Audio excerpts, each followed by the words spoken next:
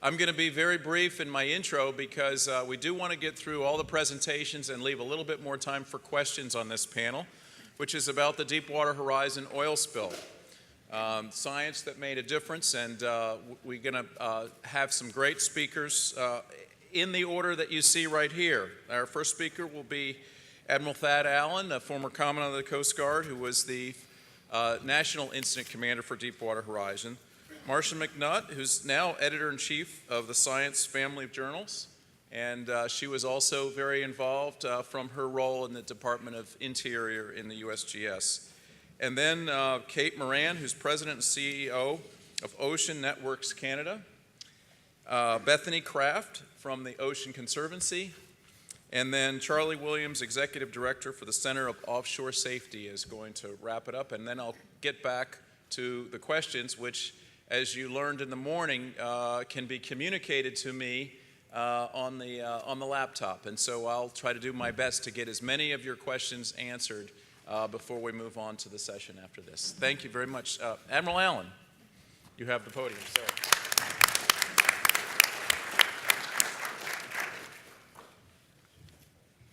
This is the first time Jim Watson and I have been on the same stage with a suit on.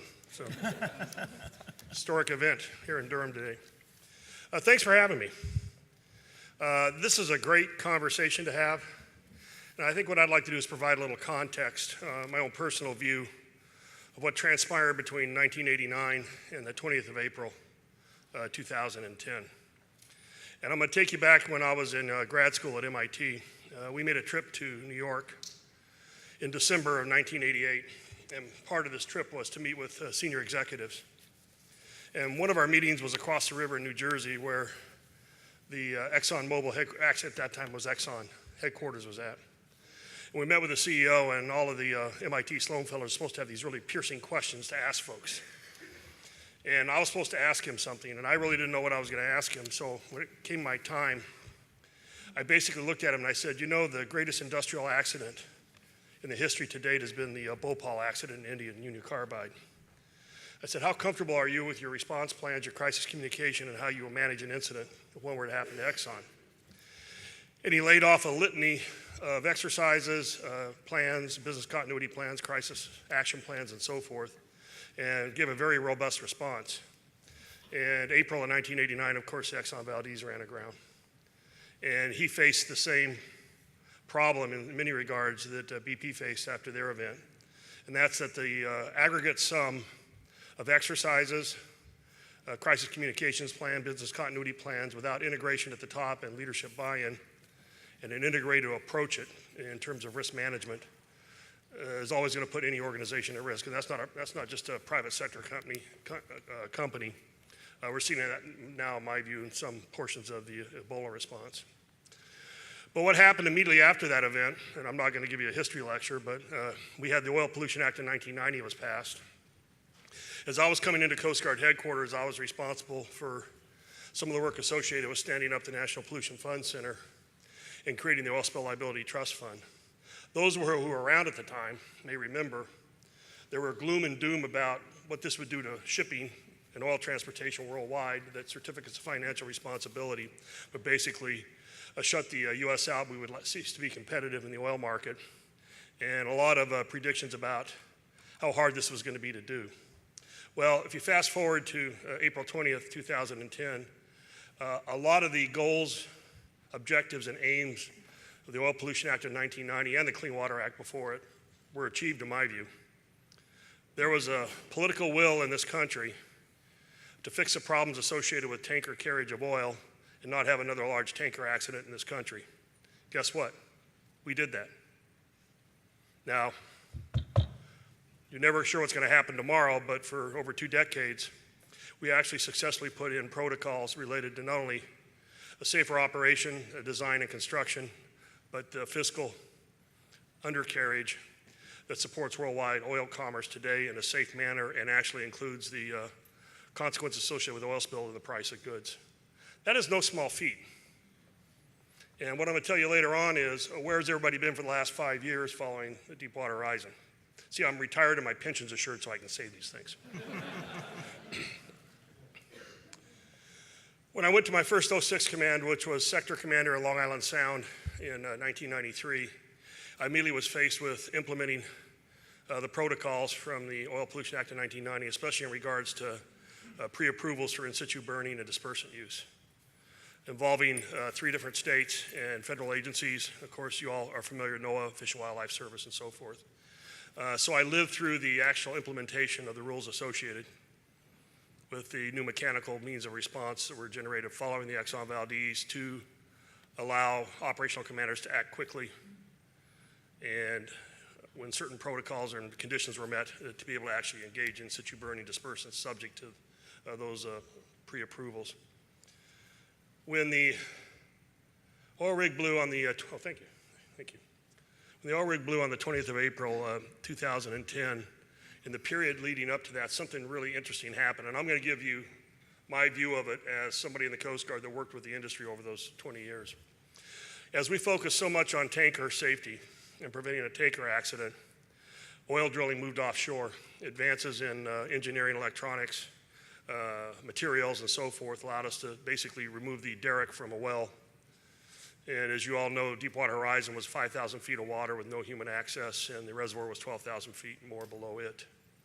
So as we were completely focused on preventing a tanker accident, the technology and oil and gas explorations changed fundamentally. And what we saw also, in my view, was a merging of 2 regulatory and statutory regimes, where the Coast Guard was carrying out its traditional regulation of shipping and the regulatory responsibilities that we were provided under a series of laws. At the same time, we started merging with the Outer Continental Shelf Lands Act and the Department of Interior that manages those resources. To this day, if there's somebody in the crowd that wants to do it, stand up and let me know. I do not know where in the riser pipe the authority for the Department of Interior and the Coast Guard begins and ends. If somebody would like to answer that question, I'd be glad to hear it. That caused some interesting interactions between the regulation of what was going on at the wellhead, the regulation and the safety associated with the mobile drilling unit, and then of course the response protocols, as we know, were fractured somewhat as far as the permitting process inside DOI and what the Coast Guard was responsible for reviewing. That said, had we not taken the aggressive steps that we did following the Exxon Valdez in terms of offering more mechanical solutions to on-scene commanders and changes to the National Contingency Plan, changes to area contingency planning, we would have been far worse off, in my view, going into this response to Deepwater Horizon had we would have been otherwise. Now, we, under the existing protocols, under the schedules provided by EPA for dispersants, acted aggressively, and our operational commanders used in-situ burning and use of dispersants. These both became very center of a lot of discussion in public policy. Remember the discussions at lunch. The actual science of what's going on in policy starts to meet and come together. Nobody ever anticipated when we issued the rules for in-situ burning and dispersant use that we would ever use dispersants in the amount and the quantity that we did, or they would be novelly used at the wellhead with an applicator down there to use the energy of the oil rising through the water column to initiate the dispersal more rapidly. That led to questions about the fate of the oil in the water column.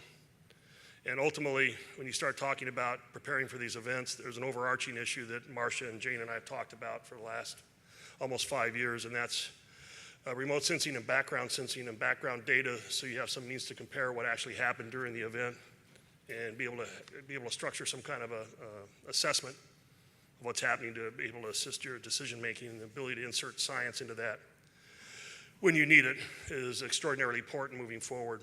I was at a meeting of the Division of Earth Life Studies Committee of the National Academy of Sciences last week, and this issue of background sensing and background data, so you know when something has occurred, I think is a pervasive issue for science and a pervasive issue for everybody that's dealing in the response community and the environment moving forward.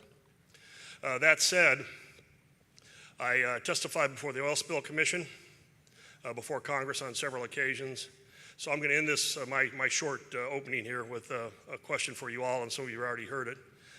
The biggest problem I had during the oil spill was not the technical issues associated with the response. It was not the command and control functions associated with the National Contingency Plan, although they were stressed. I think we found out there's a limit both hierarchically and geographically to how much you can scale ICS.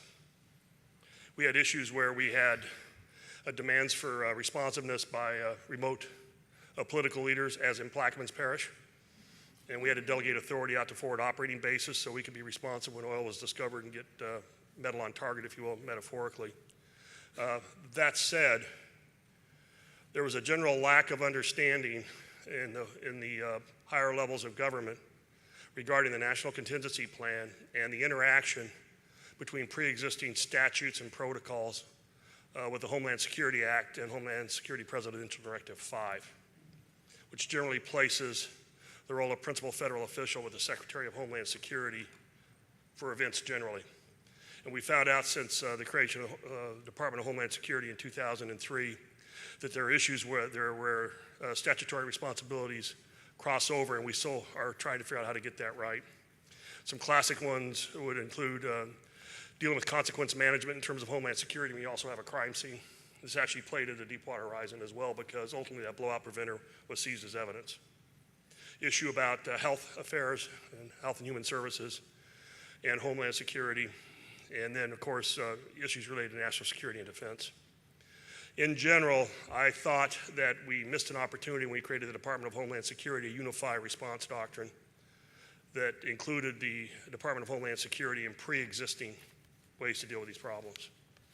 I had briefed Secretary Napolitano when they came into office, but the real telling issue about how well this was understood in government was when we held a spill of national significance exercise. Jim, you were the NIC for that, weren't you, in March 2010 in Portland, Maine. Right. And we had no principals show up from any department. And the rig blew on the 20th of April. Then I spent hours at the White House trying to tell them what a national contingency plan was. In the middle of all that, we had something that's very different. I was down in Hurricane Katrina. We had something very different with the BP oil spill, although it was in the same locale. We had somebody to be mad at. This gets to the political issues associated with the protagonist that's involved. And while we were trying to figure out how to cap the well and deal with the problems, under the protocols that required the designation of a responsible party, BP pays all costs, well understood, implemented, moving out. But at the same time, we were commingling policy discussions about the moratorium on oil and gas exploration. At the same time, we were trying to deal with a tactical issue. Those don't mix terribly well. And in the end, I was dealing with what I've come to call the social and political nullification of the response doctrine. That's shorthand for, you can't let BP make decisions for you. And I said, they aren't.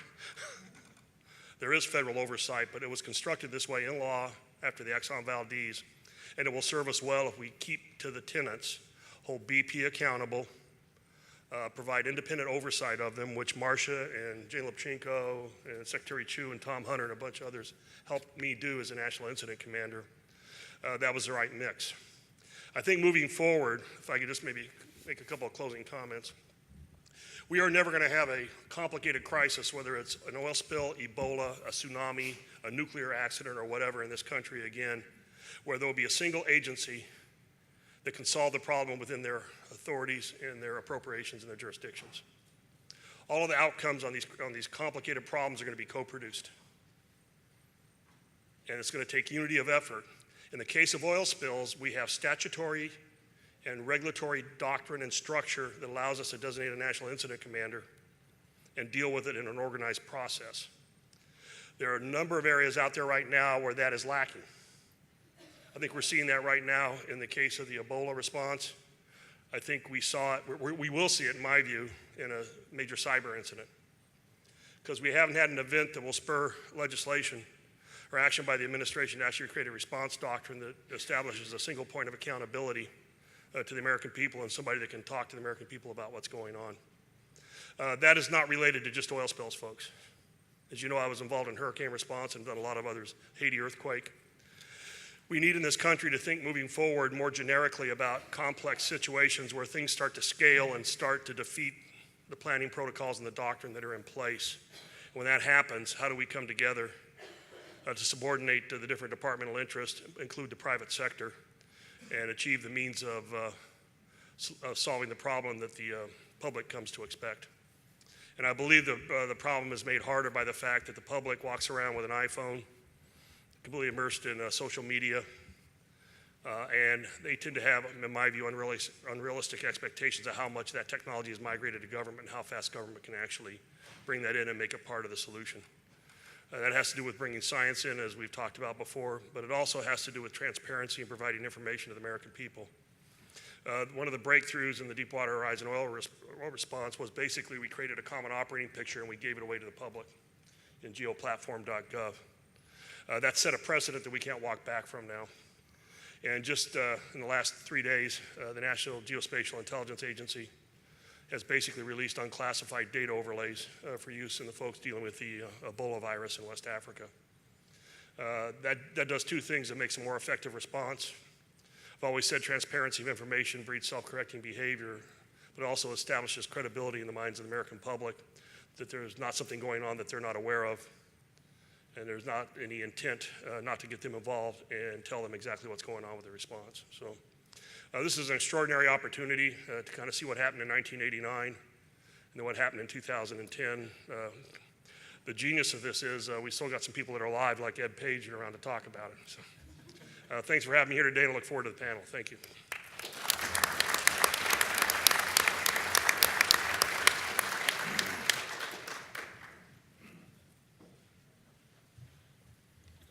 Well, thank you. Good afternoon. I'm very honored to be here as part of this distinguished panel. As Jim told you before, I'm Marcia McNutt. I'm currently editor-in-chief of Science in the Science family of journals. During Deepwater Horizon, I had the privilege to be heading the U.S. Geological Survey. And I remember not long after Deepwater Horizon blew up, I was asked by the Secretary of the Interior to join him on a 3-day trip down to the Gulf to take a look at what was happening down in New Orleans and on the Gulf Coast, and to visit BP headquarters in Houston. When we got down to Houston, he left me there for the next 3 months. Thus began my Deepwater Horizon saga. So the theme for my presentation is how science made a difference. And we have an entire panel a little later this afternoon devoted to science in general on all aspects of oil spills. But I just wanted to highlight a few specific ways that science was used in Deepwater Horizon in terms of the ongoing response during the active spill.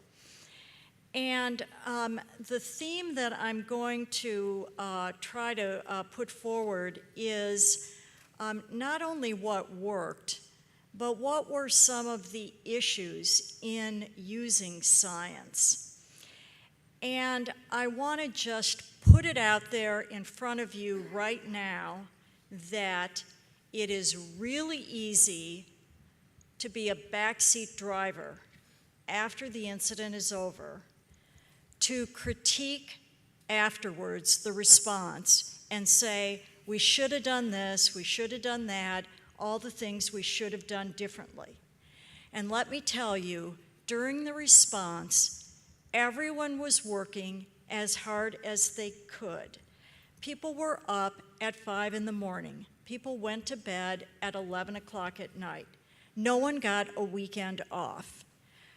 People went crazy. No one recognized Mother's Day, no one recognized Father's Day, no one went to their kids' graduations, and no one had 4th of July or any other holidays. So if there were any things we could have done better, it's only with the benefit of hindsight.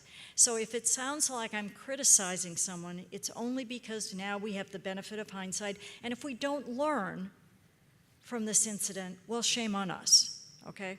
So, got that out. One of the first things that we did during this incident was we mobilized the International Charter. And for those of you who aren't familiar with the International Charter, what the International Charter does is it allows us to get access to all spatial, excuse me, could I get that water? Thank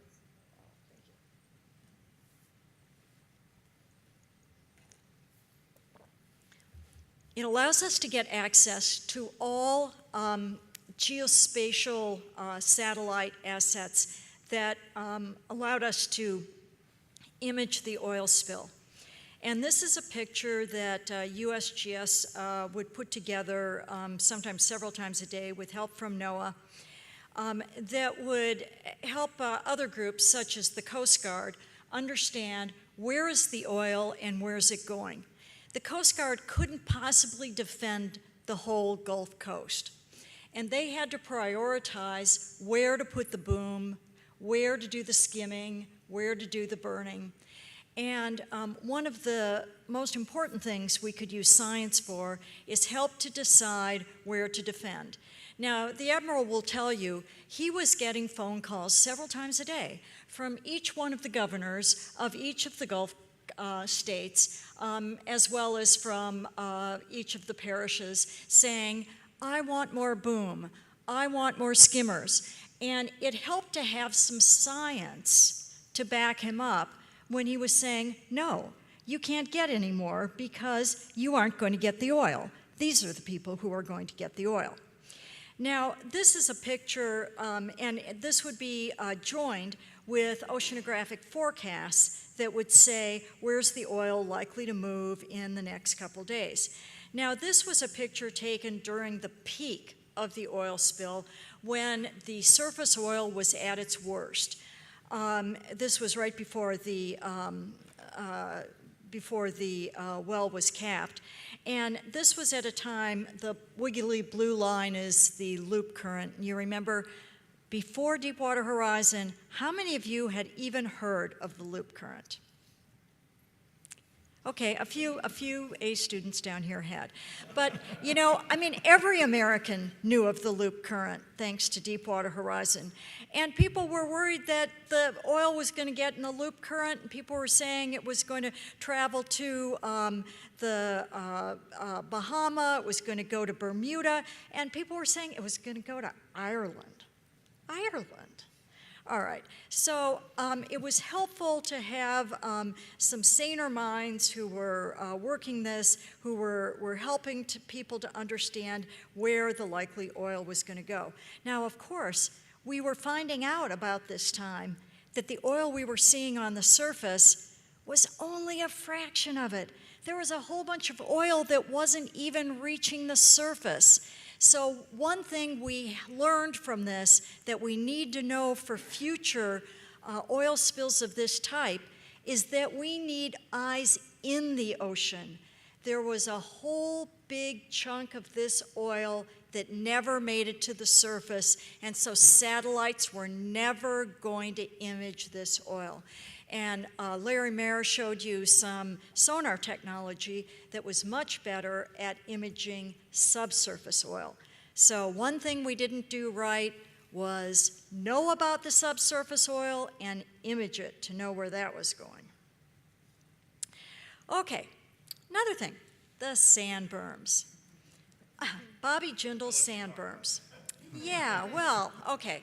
So this was an issue where the scientists were all holding hands, singing Kumbaya, and together on this. Sand berms were a really lousy idea. They were going to cost a whole heck of a lot of money, and they weren't going to do any good. But, by gosh, this was a political decision that was basically made to ask BP to pay the many millions and millions and millions and millions and millions of dollars to build those gosh darn sand berms. In the end, they collected maybe 1,000 gallons of oil, something like that. So effort per gallon of oil, this was the #1 most useless project down there. You heard it from me, okay. I don't mind saying, and even the scientists in Louisiana's own state were saying this was a waste of time. So what good is it to have science if the leaders won't listen, okay? Doesn't do much good. So if you're going to have science, you should listen to it. Okay. I spent a lot of my time as the head of the flow rate technical group estimating the flow of the Macondo well. There were a number of reasons why it was a good idea to know the flow rate of the well. First of all, inquiring minds wanted to know. This was an important reason to know. But it was also crucial for well intervention. A number of solutions for stopping the flow of the well depended on how much oil was coming up. For example, top kill, the success of it was critically dependent on the flow rate for the well. Had BP had an accurate estimate, or had BP's engineers known correctly the flow rate for the well, they would have known ahead of time that that intervention method would not have worked. Oil containment. BP was planning to collect 15,000 barrels a day of oil. The flow rate for the well was 60,000 barrels a day. So they were underestimating by a factor of 4 for how much oil they needed to contain. And for the operational response, although people were not necessarily scaling for a low rate. So the first estimate released was 5,000 barrels per day, but it clearly needed revision by mid-May when the first video from the deep sea became available.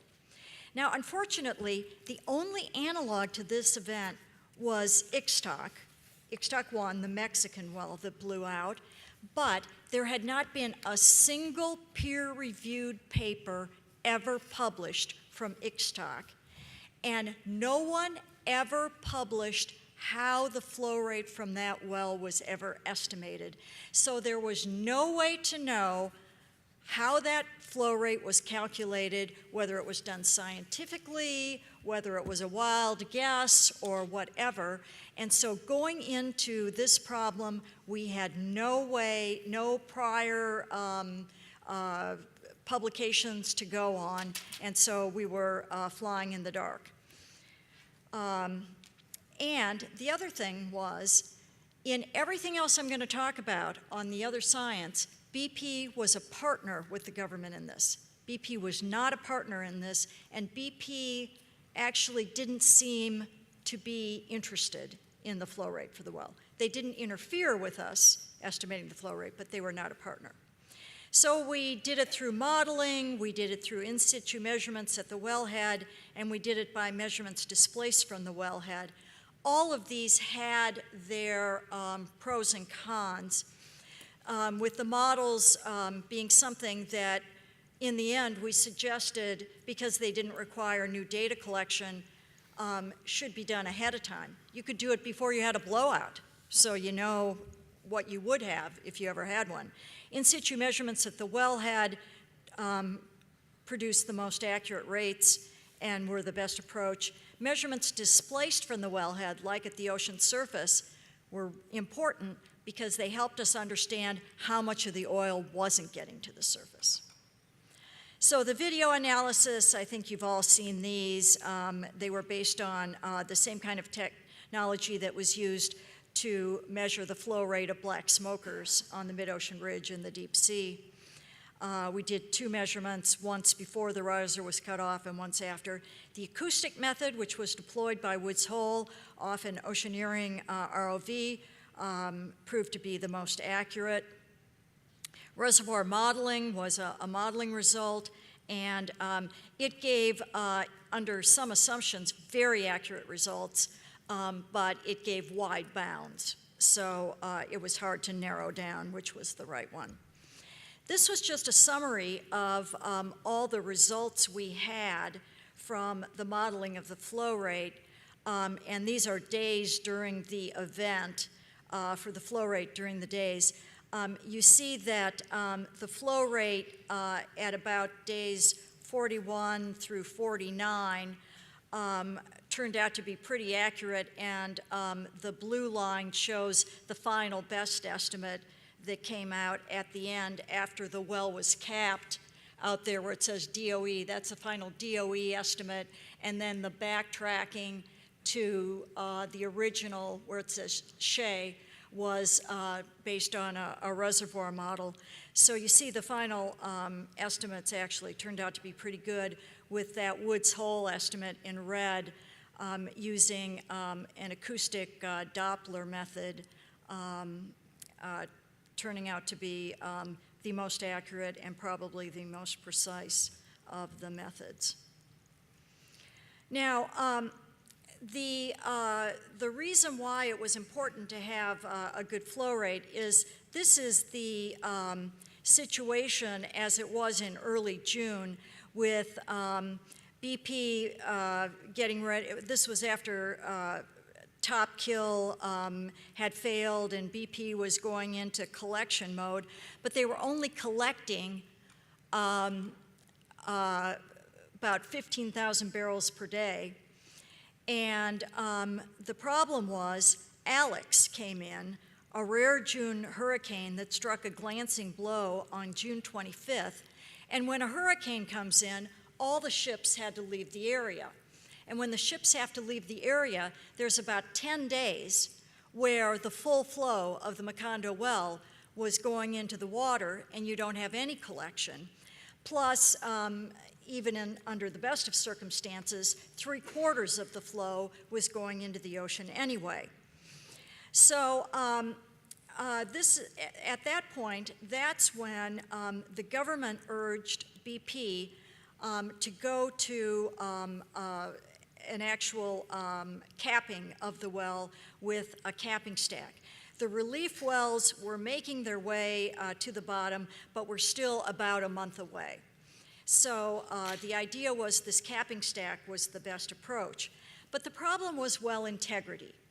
There was concerns that during the initial explosion, the well may have lost integrity, and if it had, if you capped it from the top, it would be like taking a garden hose and putting your hand over the end, and if there were holes in the hose, the water was going to leak out of the hose, and if there were leaks in the well at depth, the oil would flow into formations at depth, and ultimately, when it flowed into those formations, it would find new paths to the surface, and you'd have many leaks into the ocean floor, not just one point of egress.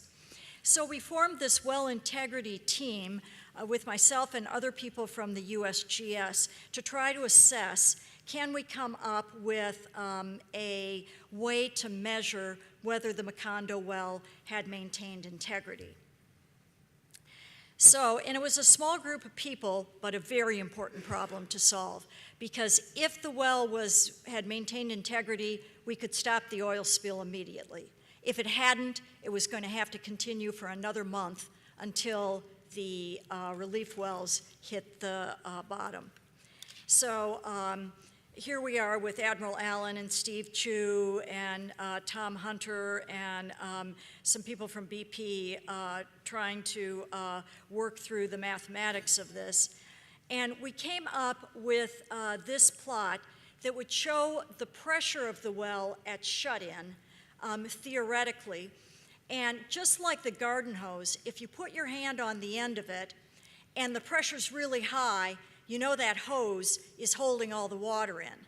But if you put your hand on the end of it and it's leaking everywhere, you aren't going to feel much pressure on the end of the hose. So if when we shut the well in with the capping stack, if the pressure was very high, up in the 8,000 PSI range, then the well probably had maintained integrity and we could leave it shut in for a long time, 48 hours or more. If the well pressure was very low, say 5,000 PSI, then it likely had leaks in it and we should open it up after 6 hours or less. If we shut it in and the shut-in pressure was in the 6,000 to 7,500 PSI range, then we would have to open it up within a day because the well likely had some leaks and the risk of multiple blowouts into the ocean was good. So on June 15th, we put the capping stack on, and for the first time in 87 days, no oil flowed into the Gulf of Mexico. And here's the data from that well integrity test.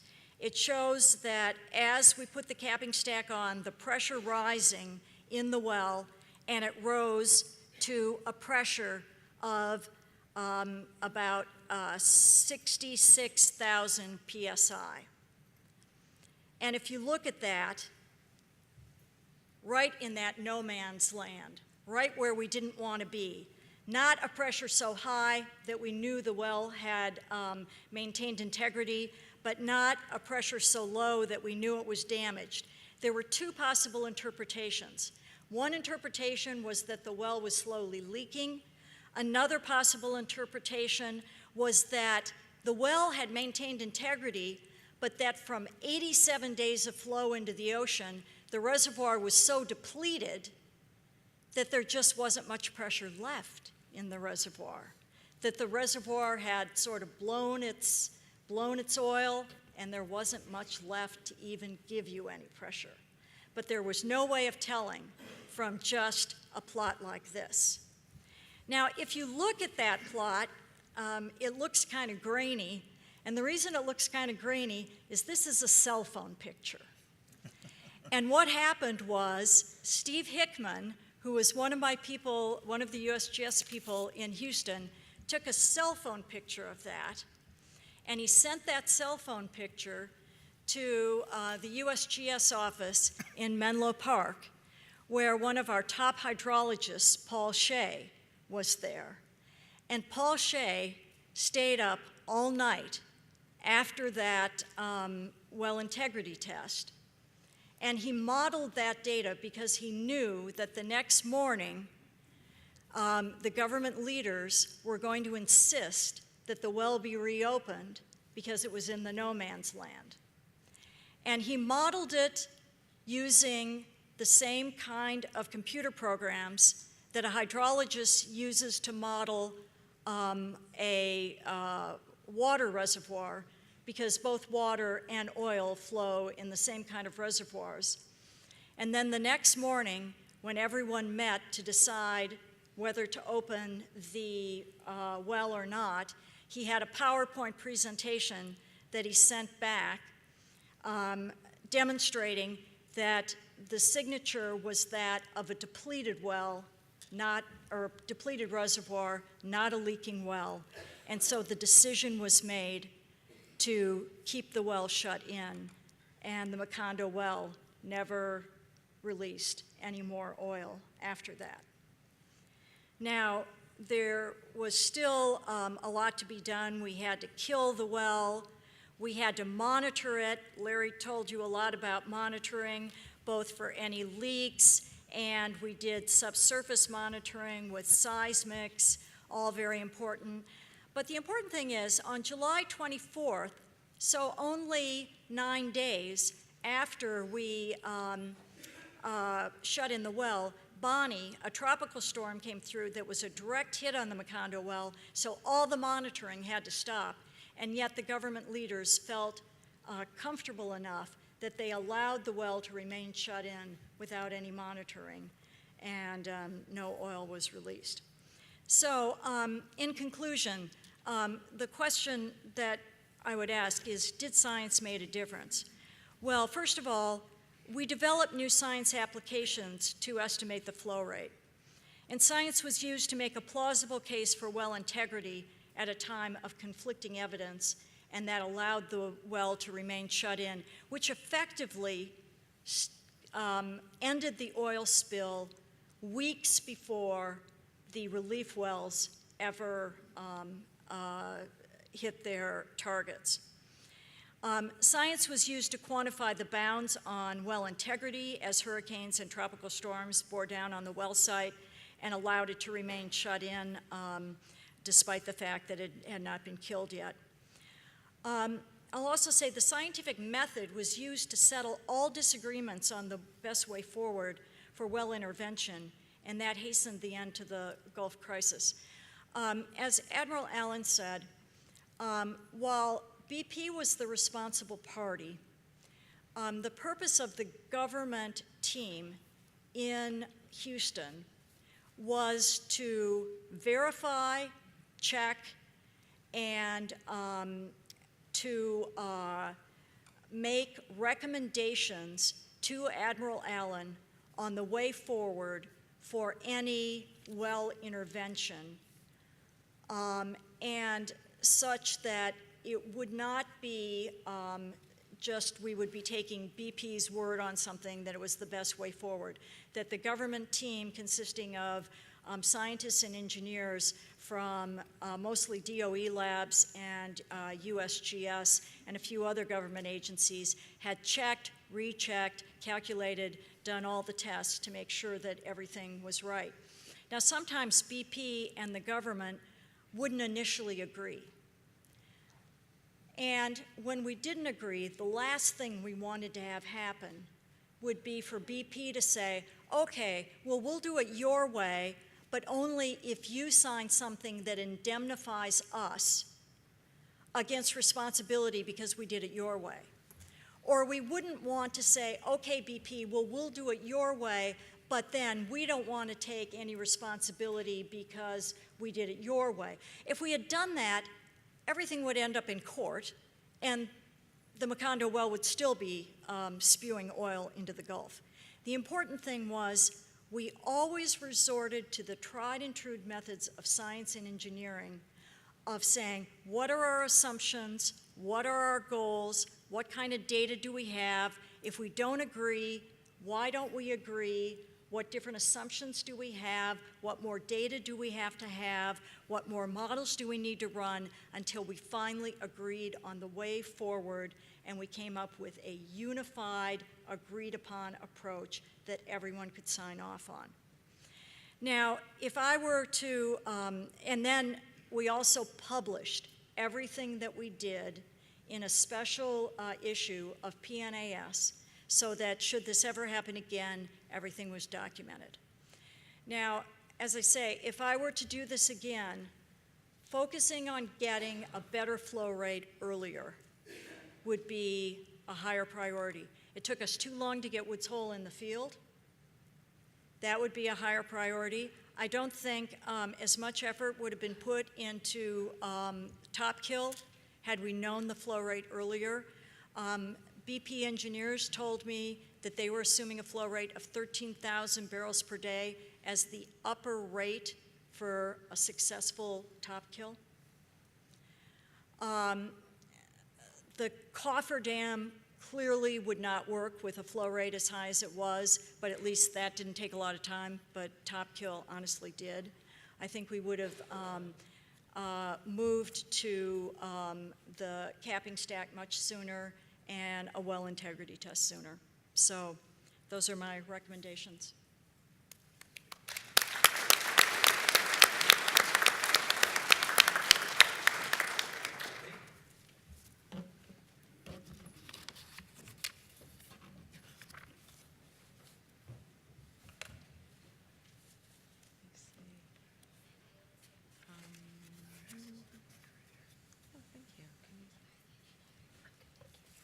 Slideshow mode, how do you do that?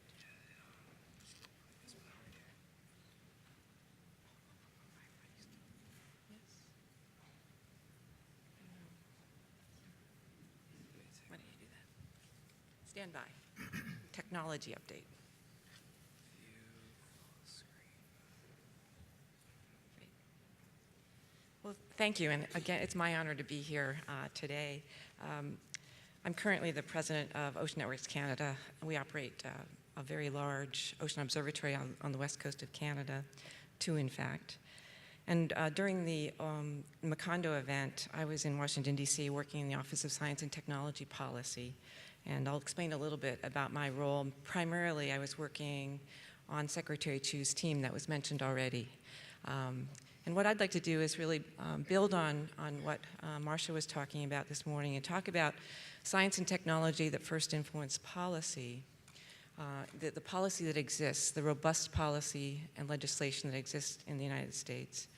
I'm then going to talk, and that's in the context of responding to Macondo.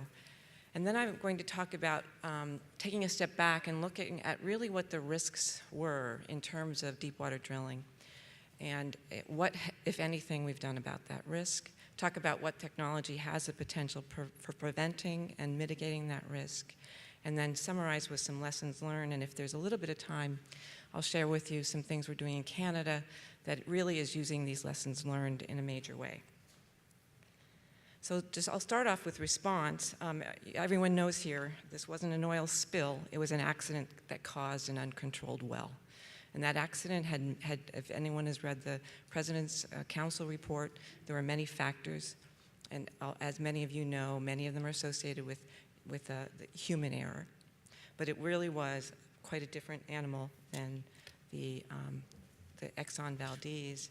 And I think it's important for us to always remember that there are actually 11 people killed that day.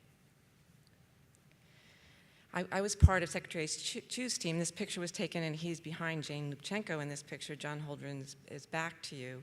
And obviously, Incident Commander Admiral Allen is in the room. And it was this kind of decision by, I would say, a well-informed administration that it was solidly vested in science, that actually established Secretary Chu's team to support the incident commander. And that was the first step, in my view, of how science was then used to enhance and support the policies in place in the United States. There were also tools that were used to enhance policy, and one of them was developed right here. It was already mentioned earlier today, the Emergency Response Management application. It was in beta mode at the time of the oil spill, and it was rapidly deployed.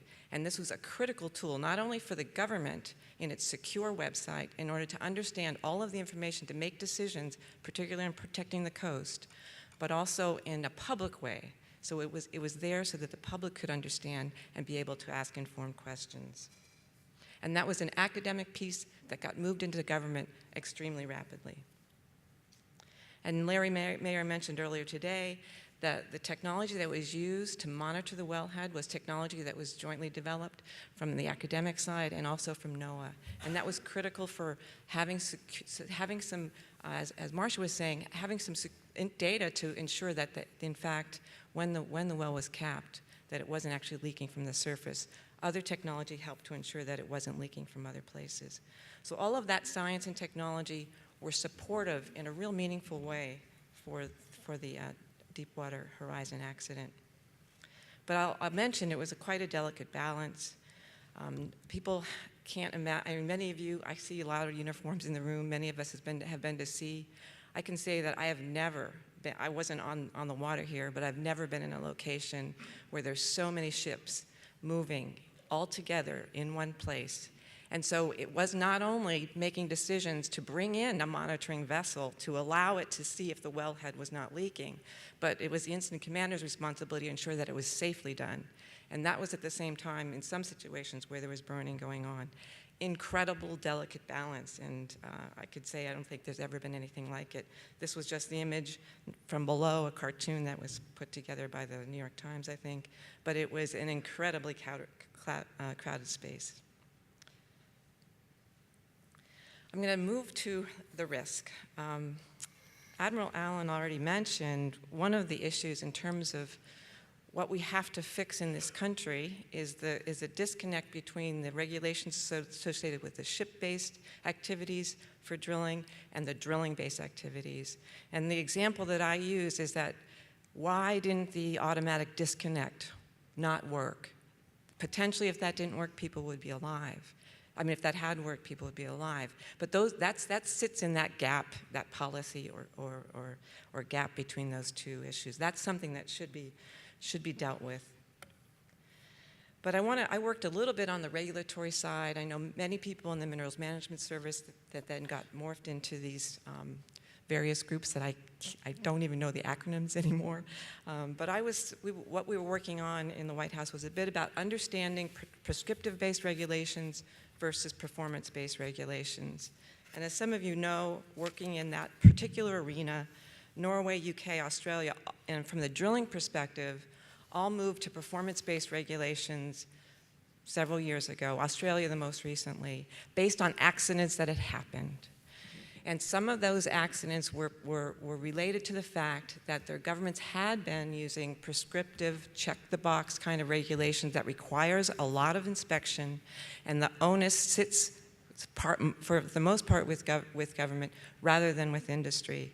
And so I think another discussion that should take place in future on the drilling side of the risk, which I'll talk about in a moment, is really the need to go and move forward in performance-based regulations particularly for offshore deepwater drilling. Marcia showed you this image. This was the one that I would use when I would annotate it so I could explain to the physicists who were brilliant on Secretary Chu's team but had no idea what a casing string was or what any of the numbers and the letters meant on this diagram. So I don't want you to read the actual details on this diagram. All I want you to see is that there's a lot of casing string. Now everyone knows in your own house, when you have a lot of connections in your house with pipes, and people here in New Hampshire know that well because pipes freeze if you're not there, any of those connections are weak points in a system. This is what's the major risk associated with deepwater drilling. It's that you have to have many, many casing strings. And because of that, the risk goes up. Because each one of those has to be robust, intact, and last a long time. But in deepwater drilling, the mud column actually creates unwanted pressures on the seafloor. That's what drives the number of casing strings. There are many, many potential failure points. It's not only the fact that there's a connection, it's a complicated procedure to actually have these in place and being robustly tested. And the pressure differences combined with the casing strings actually increase the risk because there are very small pressure differences that you can work in. So those together put this kind of drilling in a riskier arena than all other kind of drilling in the offshore region. So I'm just going to go back to that in a second. So I just really want to emphasize that that's a part of our policy and regulatory environment that has not, there's out of MS reorganization, there was some going in the direction, partial going in the direction of performance-based regulations, but it's not there at all, and we're moving forward with this kind of drilling in even deeper water. So how would one prevent this or reduce this kind of risk? And I'm going to attribute it to one thing when I summarize the risk portfolio for this kind of drilling. And that is that in many ways, the technology development that happens in any kind of sector is closely linked to the regulatory environment. In the late 1990s, early 2000s, and I think Charlie will know this well, that there was a group of oil companies in the United States that got together and started to try to develop what would be called ultra-deepwater drilling technology, some of it based on dual gradient drilling. And that stopped. And some of it probably stopped because the regulatory environment pushes industry to check the box, and you have to have this kind of BOP and this size casing, et cetera, et cetera. And so in addition to the performance, the prescriptive regulatory environment having some flaws with it, it has the potential to restrict technology development. So this is just a picture, it's a cartoon. It basically is showing that if you can isolate the mud column from the well, from the casing string, you can then basically have a drilling system similar to very shallow water on land. And then you take away all those multiple casing strings and go back to the standard 3 or 4 casing strings that have been the hallmark. This is just a more detailed description of it, just showing you the single gradient technology for a dual gradient. I have not been following this technology at all in many, many years. There may be other technologies, but certainly this is one area that we should be looking forward to in informing our future decisions about regulations and enhancing technology and providing industry with that incentive to move forward in this way. In terms of lessons learned, I'm just going to talk about a few of them from my perspective, working on the team. I think, again, the prescriptive regulatory environment actually failed. It didn't allow one to look at a holistic view of the ship-based drilling that sits with the 2 different kind of regulatory frameworks. And performance-based regulation does push industry to identify all risks and approaches, eliminate, reduce, and mitigate. It's not perfect, but it's been demonstrated in other countries to work very well. Deepwater drilling is really complex. It's not as simple as just continually to move deeper and deeper water, and that's what, in my perspective, industry did. And as I mentioned, prescription can limit new technology. And finally, I haven't mentioned this. There was some earlier today, and I'm sorry I forgot who presented it, but there were some numbers about the shipping industry and about how often an accident would happen in so many 100 years. I think it was 200 years. And I think, in fact, that we have failed in the area of risk research. And we need to move in that direction because we need to look at actually the models that fit the shipping industry and use the best models possible for assessing risk. The same with the drilling industry, and make sure that those risk models are the right ones. But it's an area that needs incredible research in order for us to actually address these risks and understand them. I'm going to give you an example. I do have a few minutes, I think. Am I okay with them? Okay. I just wanted to mention a few policies that we're moving forward with in Canada. And one of the areas that we're looking at very closely is the issue of shipping and risks. It was mentioned earlier that there's been a lot of good work done because of the Exxon Valdez on double-hulled tankers, but there's been not a lot on other hazardous materials and bulk carriers. And so we're interested in Canada from a risk perspective in understanding that better. And what's happened over the past 4 years in Canada was the federal government is instituting what's called a world-class tanker safety program. It's tanker safety from all kinds of carriers, not just from oil carriers. And there's been 2 reports, one report that's finished and one report that's pending to make recommendations. And the federal government has invoked some new policy in Canada this year, and it's with great relief.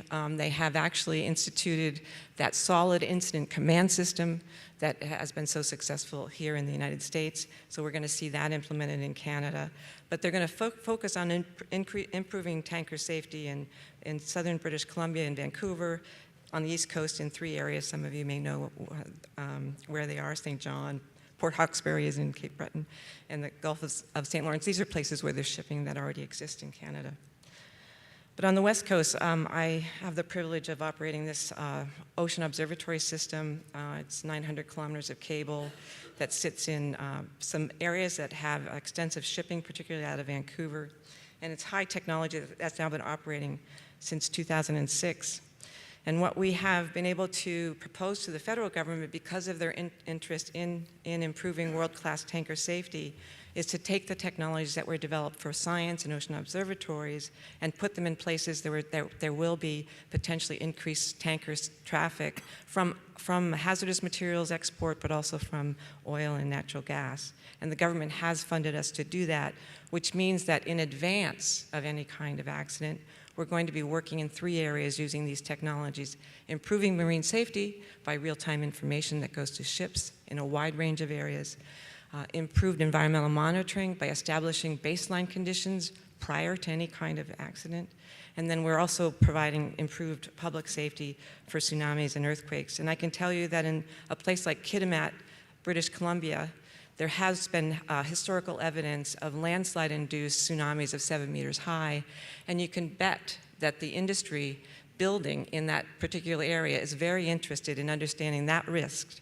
And so in addition to that, there was some really great comments. It was not enough time to talk about how you engage communities, and we're engaging now. We have funding in addition to that to engage mostly First Nations communities on the coast, but in this integrated approach of hazards associated with environment, public safety, and marine safety. Because they are so linked, Admiral Allen mentioned that, it's clear that these have so many synergies that having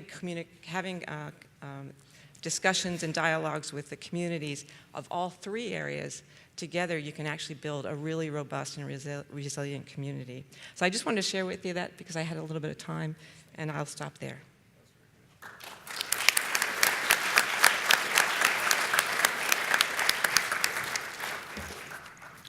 Good afternoon. Thank you all so much for having me here today. Thank you to the University of New Hampshire. I'm really grateful to have a few minutes to talk to you about the community and the NGO perspective during the Deepwater Horizon response. I want to start by saying, though, that the mantle of giving the perspective from the community side is a very heavy mantle to wear. And so I want to start with a warning that the perspectives that I'm going to share today are my own. And they're informed by a few different things. So just a little bit of background. I'm with Ocean Conservancy right now, although I also have another hat. I'm working on the restoration side of things. But during the oil spill, I was the director of a small environmental nonprofit based in Mobile, Alabama, called the Alabama Coastal Foundation. And we focused primarily on environmental education and small-scale habitat restoration, but our programs are very heavily based and reliant upon volunteers. So you can see some little smiling children here working on various projects. This upper left-hand corner, the dude rocking the denim cutoffs, is my dad, and that is me as a little whippersnapper on Galveston Island. I was born in the region. I grew up in Texas. I've lived in Alabama and New Orleans for the last 13 years. And so when I talk about the oil spill and I talk about what happened that summer and what's going on now, I take it very personally. I'm connected to this place. I've never lived anywhere else. It's my home. And that is not a unique perspective. There are, of course, millions of people along the Gulf who can say the same. What my perspective is not is the perspective of somebody who lost their livelihoods or who and lost their jobs during the spill. The spill really, for all intents and purposes, has been a full employment act for me. I got more job security, not less. But there are so many people who overnight, their jobs disappeared, their revenue dried up, they were already living paycheck to paycheck, and suddenly something comes in that is completely out of their control. And so, I think it's so important to remember that when we're thinking about how we can do better next time, because people's lives really are on the line. These are just a couple of facts. You've seen them all before, of course, but I just think that they're mind-boggling in terms of the scale and the scope of this event. And while you're looking at them, I want to take just a moment and thank the Coast Guard and everyone who responded to this event. It really is mind-boggling if you were down there on the Gulf of Mexico to see what everyone was doing. Strangely enough, President Obama did not call me when the oil spill happened and asked me what he should do, but he called a lot of you guys in this room, and I'm really grateful to you. So thank you for everything that you've done and continue to do. All right, since we've established the observations that I make are kind of through the lens of my own perspective, I wanted to start with a little bit of background on what my experience during the response was, and then talk about a few observations and potentially some lessons that we can learn and apply the next time around, because I think we all know that there will be a next time. So again, I ran a nonprofit in Alabama that focused primarily on environmental education. We were volunteer-based. In fact, I was at one of our annual events called the Coastal Kids Quiz about a week after the rig explosion, when I checked my voicemail and email, and my voicemail had just filled up, and I knew that something really big had happened. Remember, when the rig first exploded, there was, of course, a human tragedy, and I think it's so important to continue to honor the people whose lives were lost, but we really didn't think that this spill was going to affect the shoreline. It wasn't going to affect us all that much. Then on April 28th, the National Response Team came to the realization that the ensuing spill would be one of national significance, there was a lot more oil leaking from the wellhead than what we had previously thought. And once that hit the news, boom, it exploded. People were calling, people were emailing, they wanted to know how to help. They were ready to come down to the Gulf of Mexico, asking us what we should do. Over the course of the next couple of weeks, my organization alone received almost 10,000 calls and emails from people wanting to run down to the Gulf of Mexico with their bottle of Dawn, because that's what they thought you did during an oil spill. And I, of course, had no idea what to do. I'd never been through an oil spill before. I'd seen the commercials, the Dawn commercials like everybody else, but that was the extent of my knowledge. So really quickly, it became clear that we needed to figure out what the heck was going on. What I found out was that nobody really knew what was going on. Everyone was trying to figure out what to do. And that's when I decided that, well, what I need to do is get into incident command. You're not gonna, don't get me in trouble later. I'm living in a glass house. Okay, great. So I won't go into a lot of details about the ICS, but it's completely fascinating, and I don't think that we could not respond to a disaster of such scale without this kind of rigorous approach. I think we're laughing at the carpet. This is the ICP in Mobile, Alabama. That was at the convention center. I want to highlight one key function of the incident command system, and that is it incorporates federal, state, local, and response personnel. I bolded that word because response personnel also includes NGOs and community organizers into response and planning activities. So here we are, we're in the spring and summer of 2010, and everyone is panicking, going to meetings. Grown men are crying. Fishermen who are the toughest sons of guns that you have ever met have their head in their hands. They are screaming at government officials. They are screaming at each other. And, you know, as we talk about what we do differently, what went right, what went wrong, I have to say that I'm still really shaken by how profoundly this affected people. And a lot of folks are still struggling. I think it's important to remember that all of this work that we're doing has a human equation that takes a toll that maybe we're just beginning to realize. So I'm going to go back for just a second. When we got into incident command, when we had all of these volunteers who wanted to do something, we didn't exactly know what to do with them, but we knew that if we didn't tell them, figure out something, they were going to, go down and try to deal with oiled wildlife, and that could be a bad situation. So with the help of the state of Alabama and one really awesome Coast Guard lieutenant out of California named Lieutenant Jeffrey Rubini, we set up a volunteer program that was based on one of my organization's existing citizen science programs. And we called it the Volunteer Field Observer Program, and essentially we sent people out to patrol on foot the shoreline mile by mile. And Trimble, the GPS company, even developed an app for us so that people could conduct their work and send the information directly into incident command via mobile phone or smartphone. That program kind of fell apart late in June when we were told that we needed to start sending our volunteers out before sunrise to scout for oil before the tourists and reporters woke up.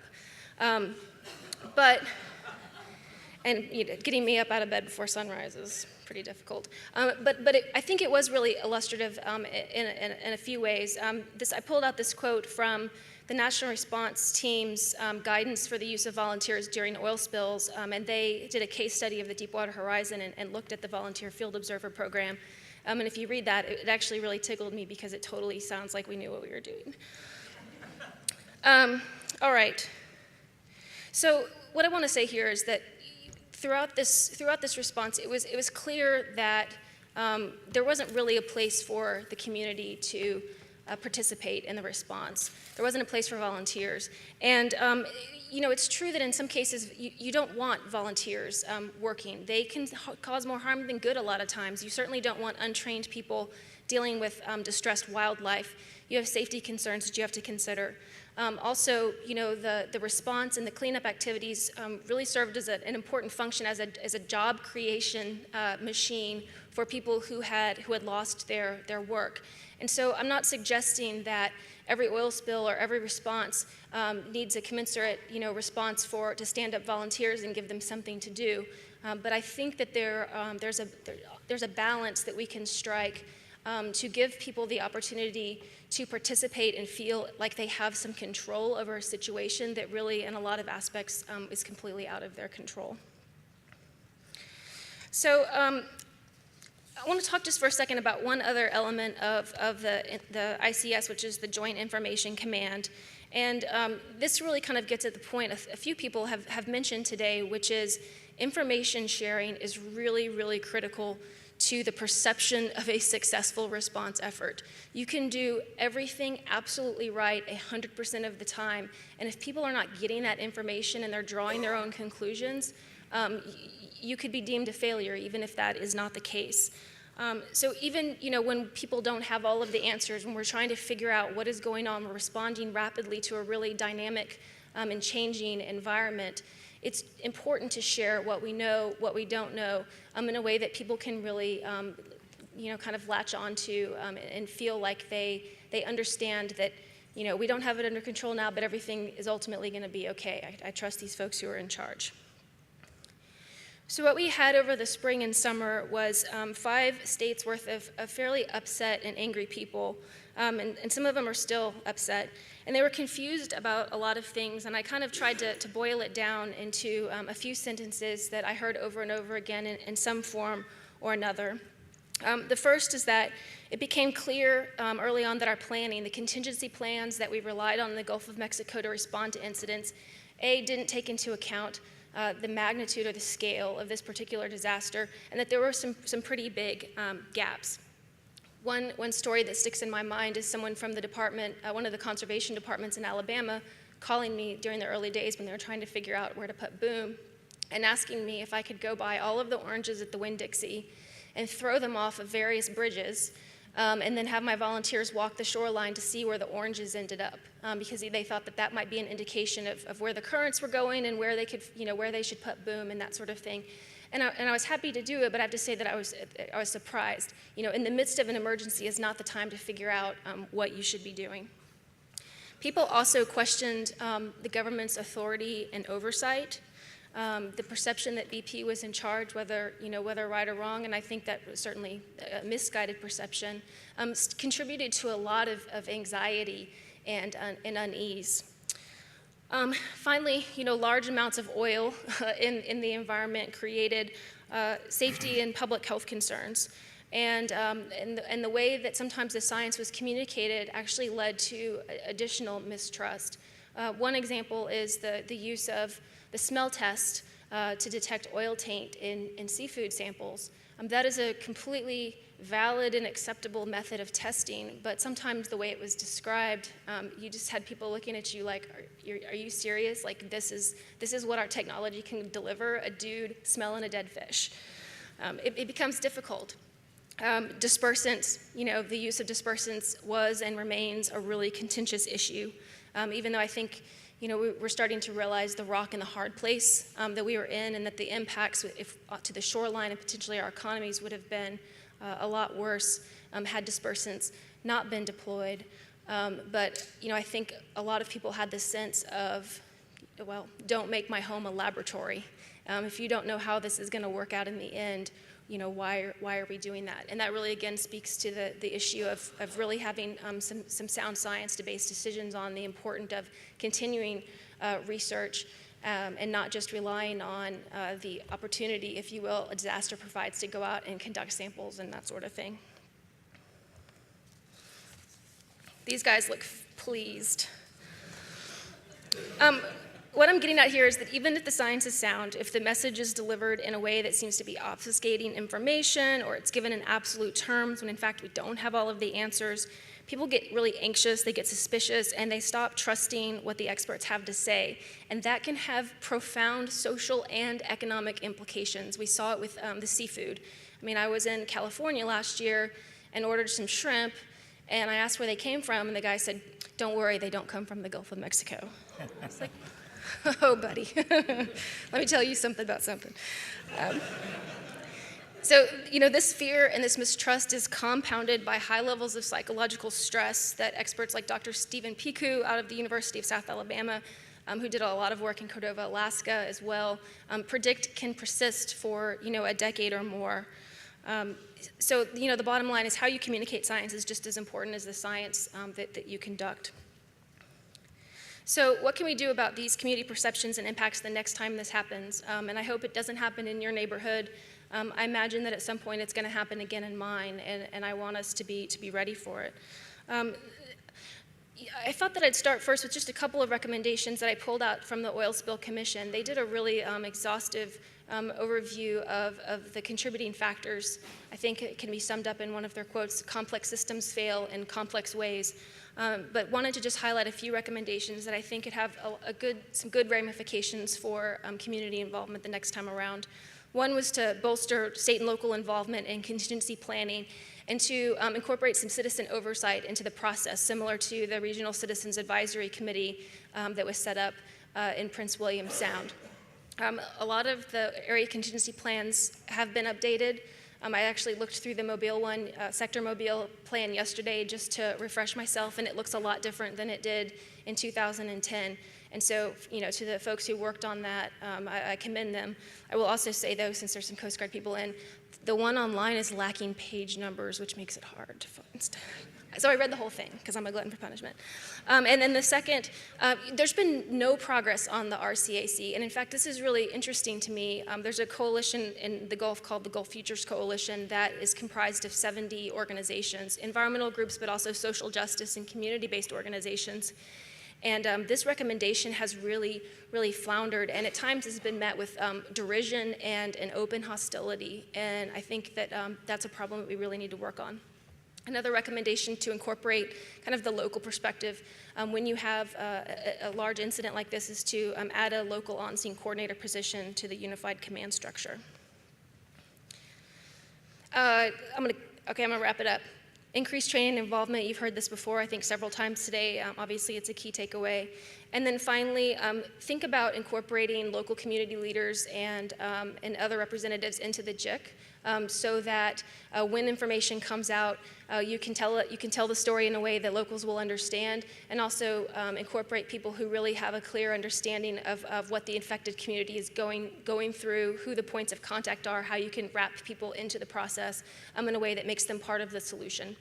And then finally, think about establishing trained volunteers, a core of trained volunteers who can be mobilized for activities, kind of like wildlife rescue organizations, so that you have people who can act as community liaisons during a response when a community is affected.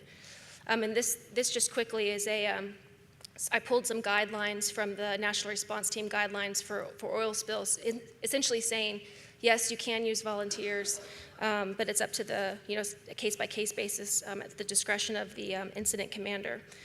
So for me, the bottom line is that to communicate effectively, to mobilize volunteers, to help people make sense of what is happening to them, because this happens in a place, but it happens to people. You have to plan and practice for community involvement, just like you do any other element of the response. We have to believe that engaging the community in these types of activities really matters. And then finally, if we don't include people in this conversation, we're missing half the point of what we're doing. So I look forward to y'all's questions and appreciate the time.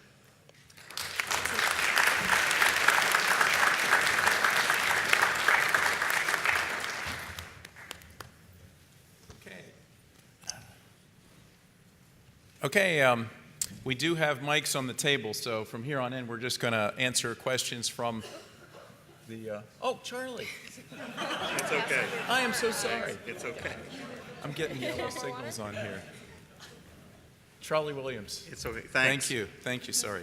It's okay. So thanks so much for the invitation and the opportunity to talk to you today. And so Center for Offshore Safety, we're the organization that the Presidential Commission made a recommendation there be a for the industry, by the industry organization totally focused on safety. That's Center for Offshore Safety. So I've been in the response business since the day after Horizon occurred, but the response business, thank you so much. The response business I've been in is what is the industry response to this, and and what has the industry been learning and working on. So that's what I'm going to talk about today. So soon after Horizon, the industry set up actually, to work in 3 areas and make recommendations to Bessie and back to the industry on what were the places that we should enhance things and improve things. And you can see they worked in 3 areas: spill response, well containment, and prevention and industry drilling standards. That ended up actually being 4 groups because the group on prevention and standards split up into looking at equipment and looking at offshore procedures and drilling procedures. So all of these, the recommendations were given to Bessie. These recommendations have generally either been addressed in the industry or they're being addressed in the industry, and that's where the activities were. So I'll talk a little bit about what happened. So one of the ones was the responses was industry standards. So we all know we have to have good technical standards to do our business on. This is the list, just a partial list of the American Petroleum Institute standards that were worked on or actually revised as a result of the Macondo incident. And so Bessie often considers including these technical standards in regulations, and in fact some of the original versions of these revised standards were in regulations. So all of this revision work was done, and you can see quite a bit of it is really around drilling standards, and particularly around well integrity and cementing was a lot of the work that was worked on technical standards. So the next thing I was going to talk about was containment. So everybody today's talked about the importance of urgently responding to the event. And of course, as you know, in this situation, the camping stacks had to be built, and the camping stacks, and there was various designs and thoughts about the camping stacks. One of the recommendations from in fact, I ran the subsea containment group, and I was on the marine well containment project team and the board for a while. This is marine well containment. There's actually one other company in the U.S. And it's going to be talked about later. There's other companies around the world now. But these companies have dedicated camping stacks that are pre-built and some other equipment I'm going to show you. So this is like the fire truck or the ambulance. This is there's a requirement from Bessie and the Coast Guard that actively test this equipment. It's been tested, and this happens to be one of the marine well containment camping stacks. This is the rest of the marine well containment system. So this is also pre-built and ready to go. And if you looked at the pictures of the Macondo response, this is real similar to the Macondo response equipment, except this equipment, well, number one, the camping stack here is not, a top hat-like camping stack. It permanently attaches like the camping stack ultimately did it at Macondo, but it attaches in a lot faster, more effective way. But it also has all the subsea manifolds on the ocean floor for injection of dispersants. It has all of the subsea connections and the riser system to, if you had to let the well flow like they did at Macondo, that you allow it to flow back to the surface. And in fact, these tankers were converted to dynamic positioning, and they're ready to receive the equipment and store oil on location from these vertical risers you see from the ocean bottom, and then transfer it to shuttle tankers. So all of this is now built and ready to go, and we have this response capability that we can deliver in a more timely way. So I wanted to say thanks to everybody, because it was a good setup for me for what I'm going to talk about, but especially to Nancy for talking about the human element, and Marilyn for talking about how important processes are, and to Kate for talking about performance-based things. So I retired from Shell after 40 years into this job, and I retired as chief scientist. So I'd love to talk more about dual gradient drilling and managed pressure drilling and those things. But I'm going to talk about something else that I've really dedicated my life to since Macondo, and that's safety and environmental management systems. So what are we talking about here? So this is the third leg of the three-legged stool. And there's lots of three-legged stools. And the three-legged stool here, and you can see it in SIMS, or Safety Environmental Management System. I describe it in three elements. But you have to have the good technical standards we just talked about. That's the first thing. Then you have to have skills and knowledge. I'm going to talk some more about that. And then you have to have the operating processes, and in particular managing change and identifying hazards. And so this is actually well known, and I think Admiral Allen talked about Bhopal, but since Bhopal, there's been a lot of discussion about process safety. This is a version of process safety, but I'd say it's a lot more comprehensive. But it became apparent that in major incidents, that one of the key elements was how you managed your process of how you operate, how you execute projects, what you do every day, how you make these decisions for safety every day is a key barrier to preventing major incidents. So the work is how do you make those systems, so we know what those systems look like. The work is how do you make those systems perform every day, so that's the performance, and how do you measure, in fact, that those systems are performing every day, and you get feedback so that you know how to improve those systems. So that's really the work of the Center for Offshore Safety. We're, personnel safety, protecting individuals from falling down the stairs and wearing their hard hats and better gloves has been really effective in the industry. And when the Presidential Commission talked about the balance between, talked about improving safety culture in the industry, I think one of the main things they were talking about was this balance between protecting individuals with, better, it's the better airbags and the better seat belts, and then putting the right amount of focus on how you also manage your processes and the way you execute your work to make sure that you are doing the most you can to prevent these major incidents. And it's really two different kinds of things. So that's what safety and environmental management systems is about.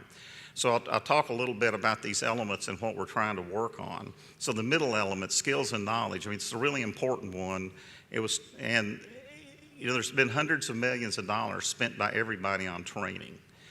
But training mostly looked like, watch the PowerPoints and take the test. What we're talking about now, and I like to actually call it competency, but attorneys tell me not to, because competency includes your state of mind. So I don't talk about, I don't call it competency very often. But skills and knowledge, but this is how do you do scenario training so that people, actually are trained in scenarios they might actually see, because thank goodness very few people actually see really bad scenarios. So how do you learn to deal with it if you happen to be unfortunate enough to deal with one? It's training on simulators.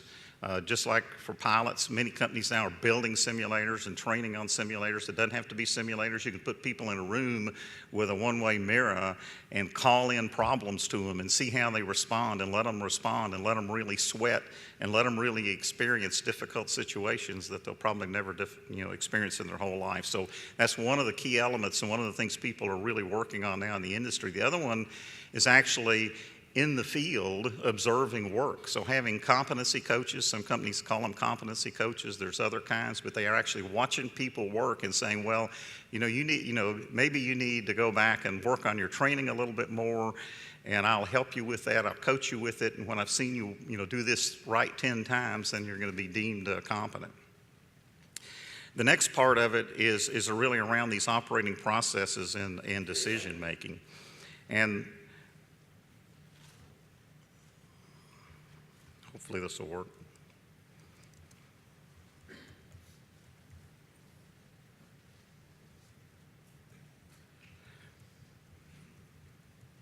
No, maybe not.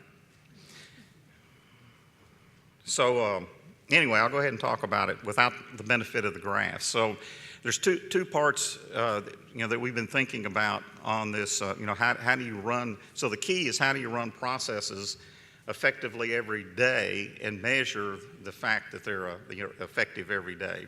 And one of the things I was going to show was the bow tie. And this is on another slide. Is it on another slide? Or is it? Yeah, it's on the next one. Oh, weird. That's okay. I'll just go ahead and talk about it. I only have a few minutes left anyway. There we go. Thank you so much. So you can probably just click down there. Where? At the bottom left. If you just click this button from now on. Okay, thanks. So you can see why they say bow tie. Many of you are familiar with the bow tie. So I'll just say a little bit about this, but I think it's a key thing for us all to think about. So we want to prevent a top event. So what's the best way to prevent a top event? Well, the first thing is to identify what the top events are. The next thing is to identify what the barriers are to escalating to a top event. If you manage those barriers and you manage them every day and every second of every day, and if a barrier fails, you stop until you reestablish a barrier. It's a great tool for preventing this escalation to a top event. It's also an easy tool to operationalize because you can explain to people that are actually doing the work. You can say, what are the barriers here? And what is your personal responsibility for these barriers, and have them explain to you what their personal responsibility is. The other good thing is you can measure this barrier health, and it's a good measure for whether your systems are successful or not. If you're having trouble with your barriers, I'd argue that you're having trouble with how your safety management system is working. And so it's a key place to look at how do you measure things and continually measure this effectiveness that we really want to know. So, the whole key thing is we have the good technology and the good standards. The key thing is now how the humans interact with the technology and the standards. And that's what this is all about, is trying to improve the effectiveness of how people do that. The other key thing that we've talked about and people saw after Macondo is there's a huge amount of contractors involved in this business other than operators. So I won't spend much time on this, but the other key human relationship is the relationship between the operators, the major oil companies or minor oil companies and all their contractors, and managing in advance how safety systems work there, how decisions get made, whose safety system we're going to use here, and doing that all in advance. So it's another actually human system that we're working on. So the other thing that we're working on, and in fact it's part, as you know, Bessie has a regulation now requiring SIMS, which is performance-based, and the measure of performance there is really the audit. And so we've really put a lot of work into how do you effectively audit management systems. And this isn't an inspection, this is an audit for effectiveness. So this is how do you measure through audits the effectiveness of safety management systems. And so we've worked on how you can really improve that and how we could standardize that in the industry. Now, this isn't a new idea. Lots of companies actually had really good process safety or safety management systems in effect. But even the ones that have been doing it for a long time before the regulation, when they went back and have revisited this and really started looking at these audits and mapping their systems from what they had to what's defined in the regulation, they started learning a lot of things, and they started learning there was places they too could enhance things. So the other key part of this is we want to gain the learnings, but then we want to share the learnings. So we have to have a safe environment to share the knowledge in. We can't get better if we don't share the knowledge, and the only way we're going to really share the knowledge effectively is have a safe place to do it. And so when we find these gaps, the Center for Offshore Safety is working on good practices to really improve and the effectiveness of these safety management systems. And so I'll just mention one other one. So we worked on one on leadership site engagement. And so leadership site engagement is another key thing that we're learning about in SIMS. It talks about how leaders really affect your safety culture and your safety management system by what they say, do, and ask when they go to work sites and talk about the work. And so we actually wrote a document that talks about when you go to a work site, you should be talking about what are the barriers here, how do you manage contractors here, what are your responsibility about the barriers here. And so that, it's another, view of how important, the human element is and how we're really trying to move forward on making that effective. And so the good news about this is the human element's of science too. We ought to all, no matter what we're doing, be running good safety management systems and whatever our enterprise is. So that the good news is this is scientific people can work on this too, and it's an endeavor that we should all be really focused on how we can really improve these and make them more effective. Thank you.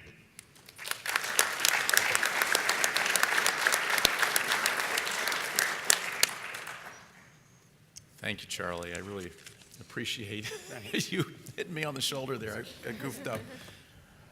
Okay, now we can do your questions. And we do have a fair amount of time, a little over half an hour.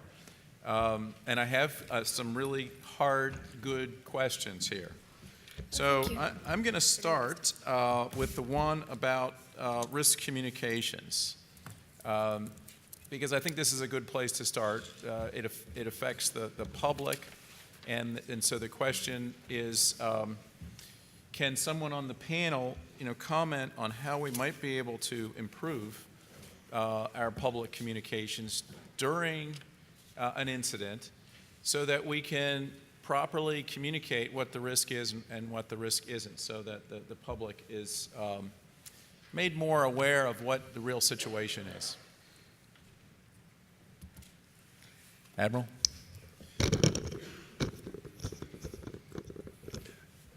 I believe, and we're going to get into this in a couple of other panels, I don't think we're ever going to have another large complex event in the world today that's not going to involve what I call public participation. And by public participation, I mean the 24-hour media cycle, NGOs, volunteer organizations, community leaders, social media on the internet where people can aggregate to produce behaviors and not be in each other's presence, and anybody that's got a cell phone on the corner that's talking to Wolf Blitzer 15 minutes later. We have to learn to deal with this environment. Part of that is communicating effectively what's going on out there to the American public. what we ran into in the oil spill, something that I had not experienced before, was alluded to by Bethany, is what I would call behavioral health. The implications of public health in communities. We had a charter boat captain in Alabama died from a self-inflicted gunshot wound not long after the event began. There was a cry to have a suicide hotline, and frankly, there was no provision within the Oil Spill Liability Trust Fund or the laws and rules and regulations. There's only certain things you can pay for, and there's certain things you can't. But that said, there has to be a way to have a conversation with the American public. And I was remiss, and I'm glad somebody pointed it out, the IRMA application was developed here at UNH, was part of the geoplatform.gov common operating picture that we gave away to the American public. So it's a combination. First of all, you put out all the information related to the event so the public has it. The public deserves it. You should provide it to them. The second thing is starting to understand the elements of risk related to society, and this gets into points that are not covered under current response doctrine, but are ultimately going to have to be brought into it because I think the American public starts to expect it in terms of what I would call a whole nation or a whole community response moving forward. A part of that is, and the recommendation was getting people involved in the Joint Information Bureau, Joint Information Centers, exchange of information and so forth. But underlying all of this is an endeavor to, the attempt to be transparent. If you can't be transparent because you've got a legal, security, or a safety reason, then be honest on what you're describing and how you're describing it so there's informed consent by the public. And finally, and I know this personally from having done this in 2 or 3 events, there has to be a credible person in front of the television camera talking to the American public that they believe is responsible and accountable in one central location. Yeah, go ahead, Marcia. Yes, if I could make 2 other points from what the Admiral said. One is that I think in risk communication, it's always helpful to to couch the risk in comparisons that people understand. To compare if it's a health risk to a well-known health risk, like the risk from smoking or the risk from a heart attack or the risk from dying in a car accident or something of that sort, so that they have a baseline to compare it to. I think secondly, in terms of this background noise from the fact that many oil spills play out in slow motion, so you get a lot of chatter out there from untrusted sources.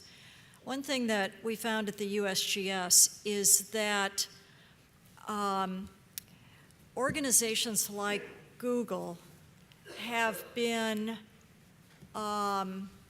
receptive to putting trusted sources at the top of the search pile. And so it is possible to make deals with them that they will put your trusted source up at the top ahead of nonsense, even if the nonsense has been getting a lot of hits because it's sensationalist. And I think it's well worth it to make sure you make those deals with Google so that the nonsense doesn't get propagated. You know what makes this, the reason this is extremely important that you do this proactively is there's no barrier to entry for people who want to get involved in this. All it takes is a computer or a cell phone, and you're actually operating in the environment. So it makes it doubly important that the onus and the responsibility to do that rests with the people that are entrusted with these jobs by the American people. Can I say one thing? Yeah, go ahead, Bethany. I think you might have a good comment on this one. Can y'all hear me? Is it on? All right. I'll just say quickly, I think just to couch this conversation in the context of the Gulf of Mexico, the people in the Gulf region understand that they accept a whole lot of risk to keep the lights on in this country. They're not the only region, of course, but I just want to couch that question in terms of talking about, no risk or being absolutely certain of something isn't something that most people expect. We know what the sacrifice is, right, to be an energy coast. That being said, I'd say two key things, because I think Marcia and Admiral Allen covered it really well. One is that the media has a responsibility that we don't always hold them accountable to. And that's a really important part of this equation. And then secondly, I would say that, at least for me and the people that I've talked to, when you don't know something or you're not sure, it's okay to say, I don't know. What's more damaging is, I'll use dispersants as an example. If people, we were told it was completely safe. It's like spraying dishwater, you know, it's dishwashing liquid, everything is great. And it didn't seem quite right, but okay. And then 2 years later, a study comes out, I think it was in the Journal of Environmental Pollution, saying, oh, well, the mixture of Corexit 9500A and Macondo oil is actually 52 times more toxic than, you know, the oil or the dispersant alone. And when people hear that, because of course it's going to make the news, right, they're less likely to trust you next time. And so I think that, you know, we can trust people more than we do sometimes. They're more sophisticated than we think, and people, it's okay to say that we don't know when we don't, because it's more dangerous to say you do know and then turn out to be wrong later. You've lost your credibility as that person in front of the camera telling folks, you know, it's all gonna be okay. Marcia, this next question is related to your comments about flow rate. The person wants to know if information could have been provided in advance of the spill, and you know, what should that information be, and would it be proprietary?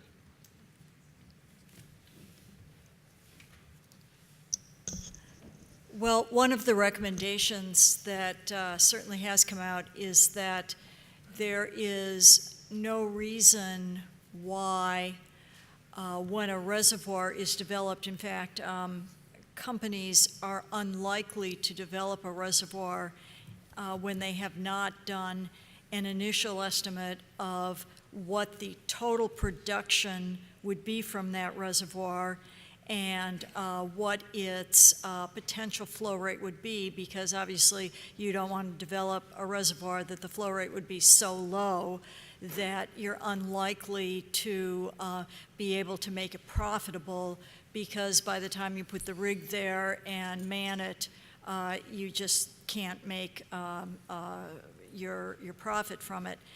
So that now the question would be the proprietary nature of that information and at what time that would have to be made available.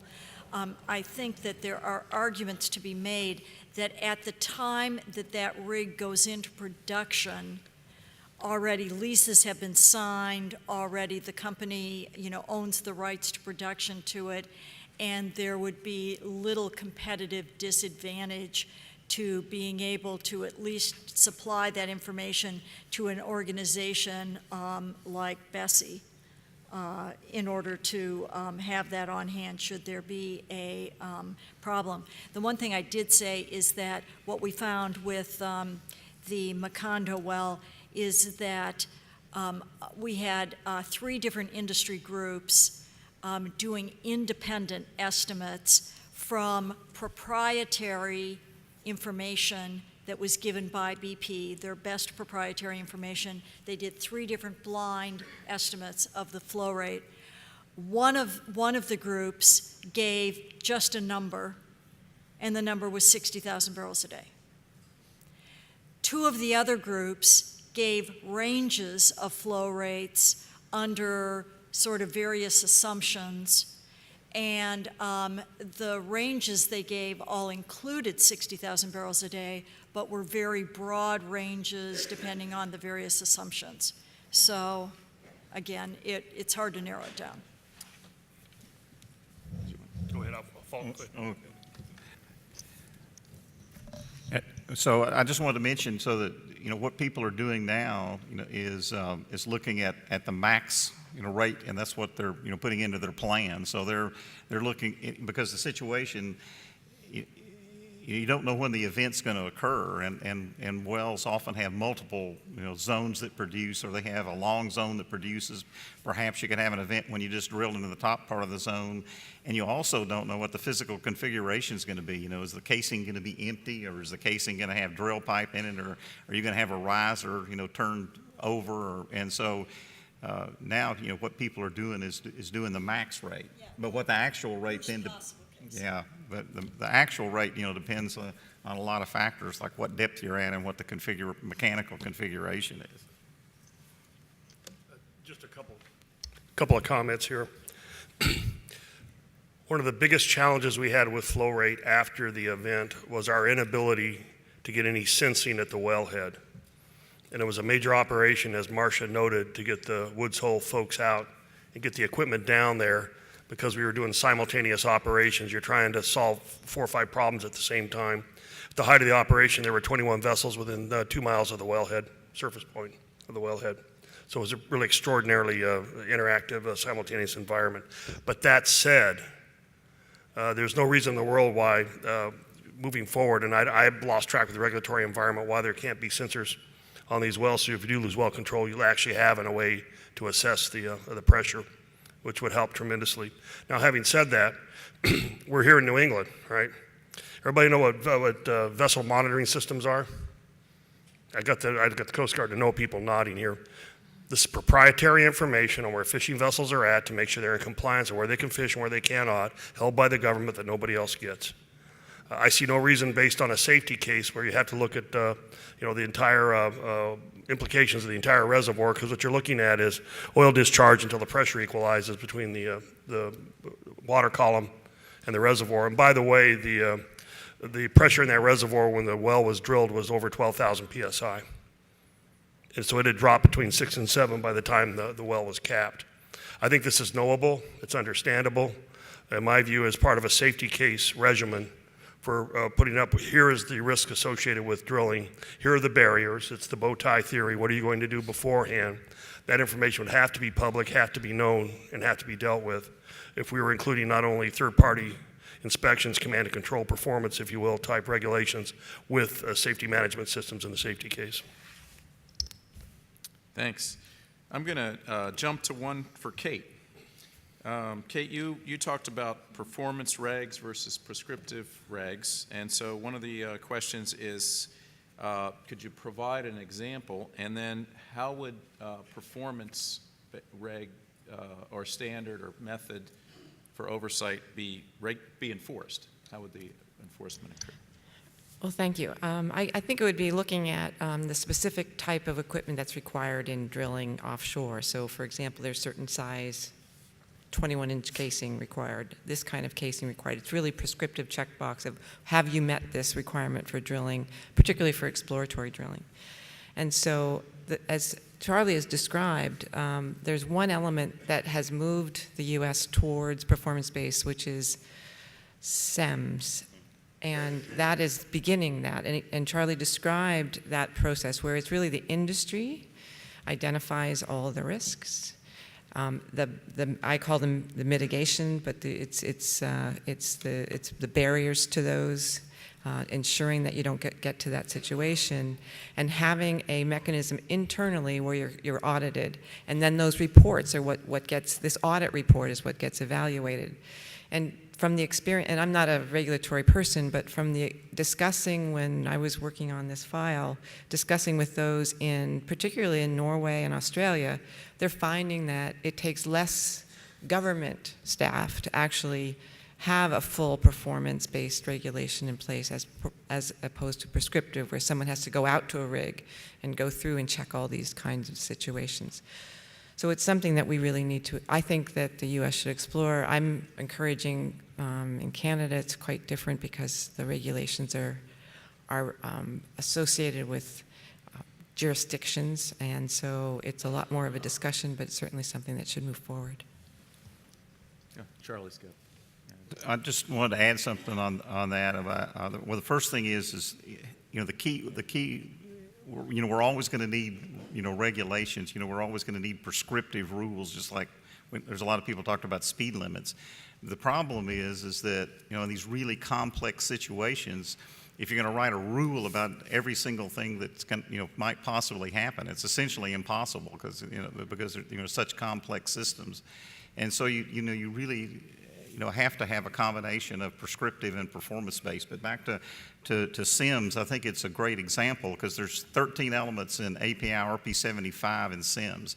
What the companies do then is they say, how are we going to execute these 13 elements, like managing change and hazard identification and leadership, and then the audit goes out and audits, do you in fact have a good system described under these elements? And then the auditors go to the field to 10% of the facilities and see if the people in the field are actually using the system as it was described.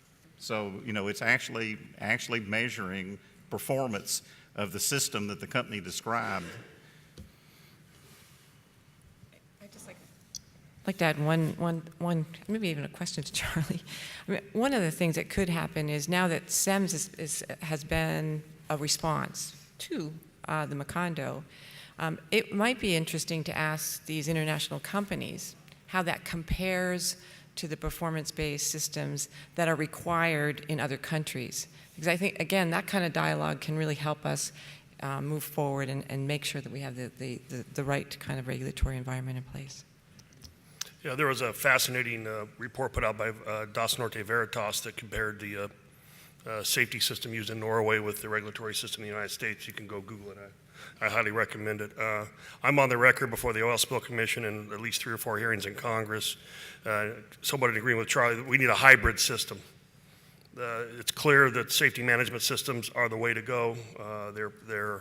They look at human behavior and the factors that really get at the heart of why we have these problems. On the other hand, the technology we're dealing with these days needs to be validated to the point where we're sure we're not going to have a failure there. And I'll give you one that's not even related to the wellhead, and that's dynamic positioning systems and the mobile drilling units. That should be, in my view, the subject to an independent third-party inspection to make sure they're operating correctly. So it's not one or the other. In my view, it's a hybrid system. Okay, thanks. This next one, I think we'll start. I guess we'll start with Marcia because it's about the scientist, and it says the user was concerned that using science during a spill is more of using the professional judgment of the scientists rather than using their normal processes as scientists, where you do experimentation, you have a hypothesis, you have a scientific method, you peer review, which normally takes about 2 years. So, how should that be done? I mean, how do you handle that? That is a very perceptive comment, and I would say that there were several types of science that was used by the scientists during the spill. One was scientists collating known peer-reviewed science and bringing it to bear for the response effort. And I would say that is simply an accepted way for scientists to behave, and it was based on peer-reviewed research that was already vetted. So there would be little concern about that. But particularly in cases of things like the new science that needed to be developed because of situations where things had never before been encountered, there was great unease on the part of many scientists with the fact that they were being asked to make recommendations to leaders based on science that they had not had the benefit of peer review.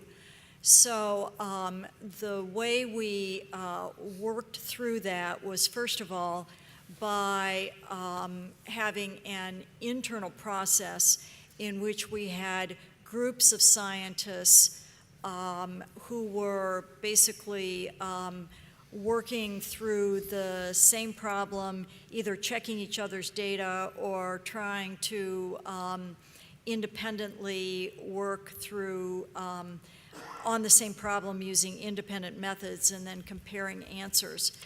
One recommendation, though, that was made in the overview paper we published in PNAS is that for an event like this, we need something that we called actionable peer review.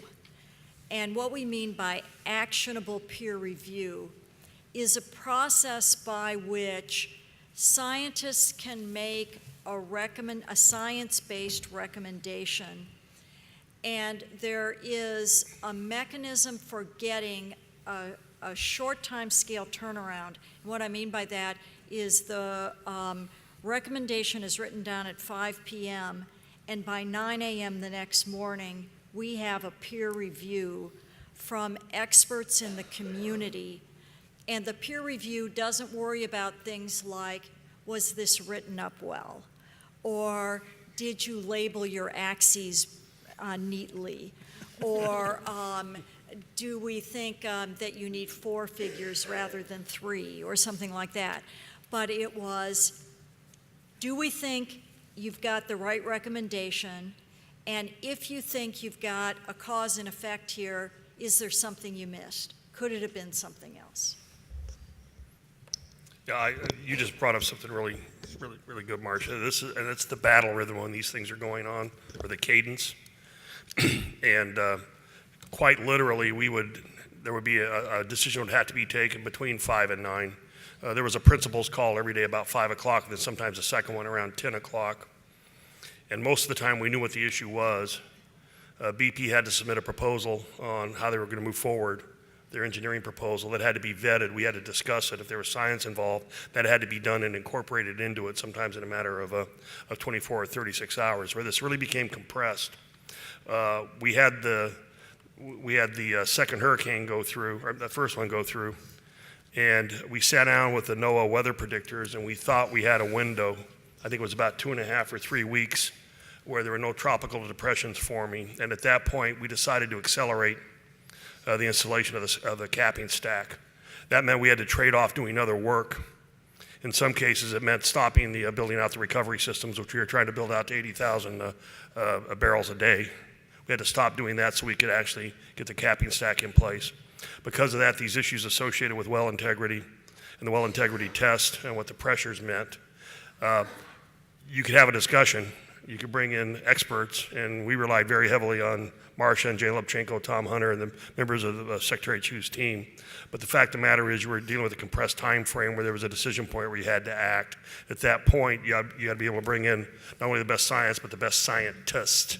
And what Marcia is probably downplaying is the rigor and the robustness of the conversations that took place over coffee pots, telephones, and those 10 o'clock calls, which I deeply appreciated. Thanks. Okay, then we had a series of questions here on the subsurface dispersant, one of our favorite subjects here. The questioner asked, is it still in the water? Was it effective? And how do you measure the impact versus the effectiveness? And would bioremediation have been a better solution? And I'm paraphrasing, but basically what did we learn from this experience with regard to subsea dispersants going forward?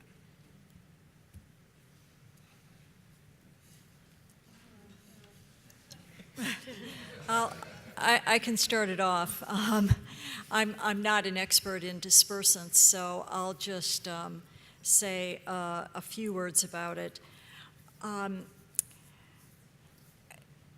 The issue of the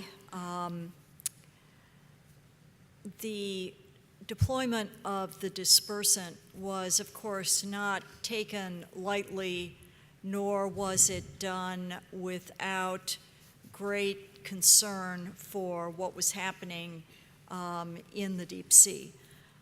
There was a lot of monitoring that went on, and when the question was about bioremediation, would that have been better?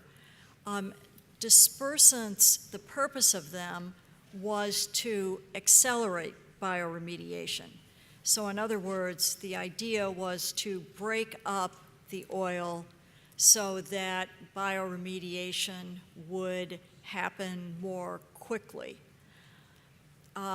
It's always very hard to imagine what the parallel identical oil spill would have been,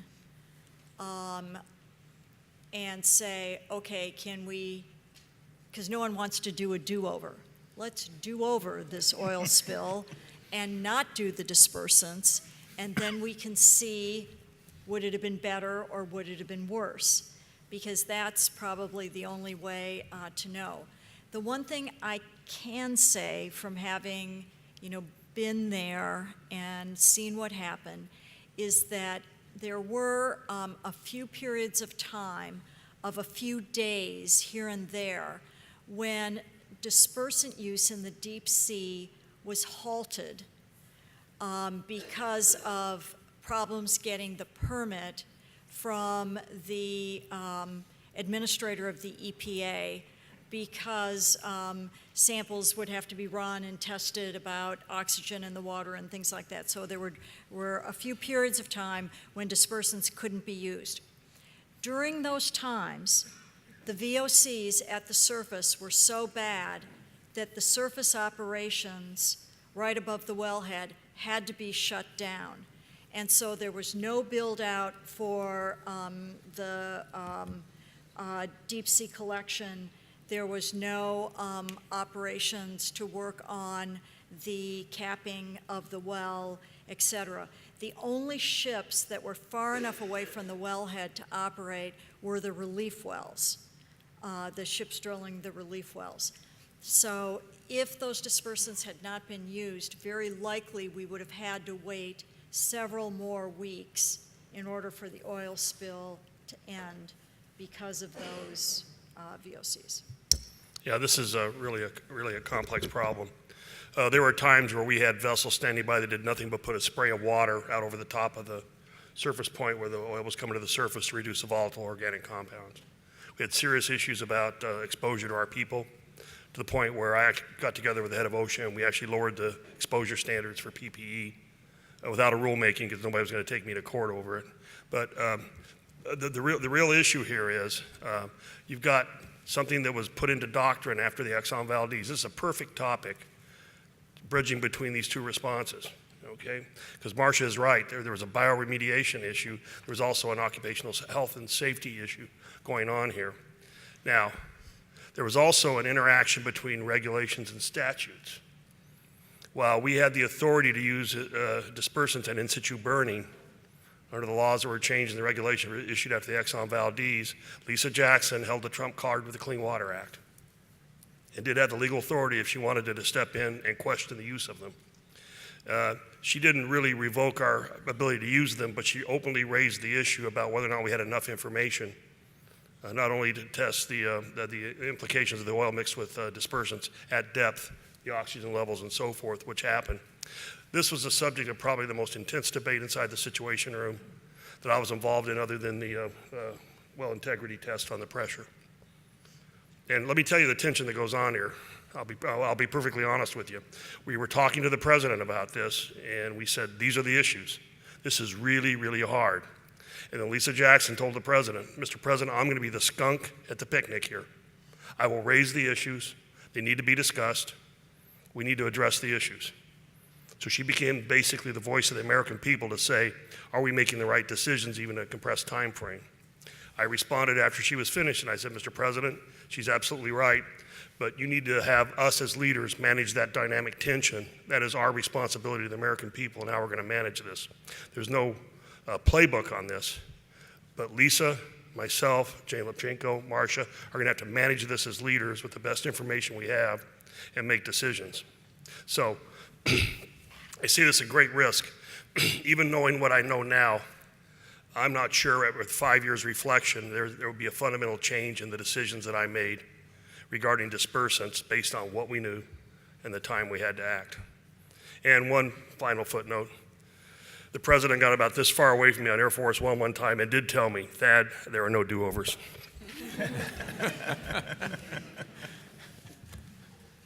All right, thank you. That was good. Okay, the question came up of preventing offshore exploration and production spills, simply by saying that some places are too fragile and shouldn't be there shouldn't be those kind of operations there.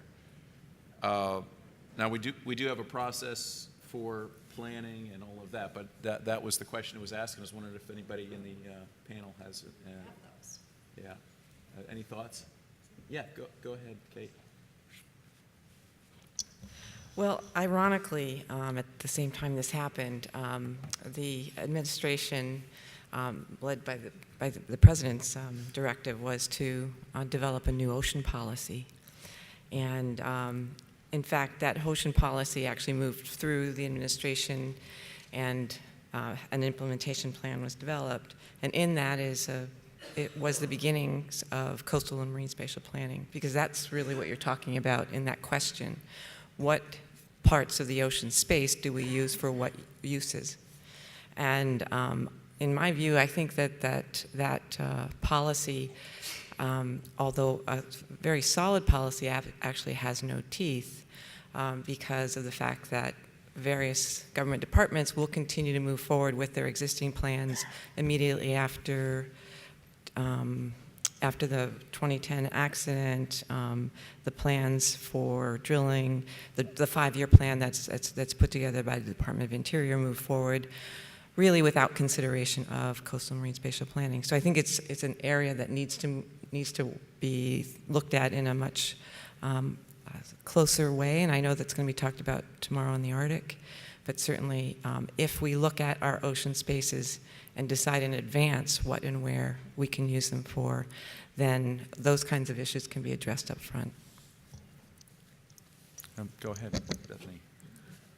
I'll just say that, coming from a region that produces quite a lot of energy, that I tend to bristle at, any sort of insinuation that it's okay for the Gulf of Mexico because there's been drilling for so many years, that it's okay for that region to be the national sacrifice zone. I don't think that any place in the country, especially if it's your backyard, that's okay. That being said, we have to think about, if domestic energy production continues to be, a priority for us, if the places where there's a lot of energy are also incredibly prolific areas. I mean, off the coast of Louisiana, there's too many wells to count. But there's also one of the most prolific fisheries in the world, not just the United States, in the world. And so we have to find a balance between what we're taking and what we're willing to give up. And so, at least for me, the question of can we prevent these accidents from happening by restricting certain areas doesn't get at the more fundamental question of if we want to continue to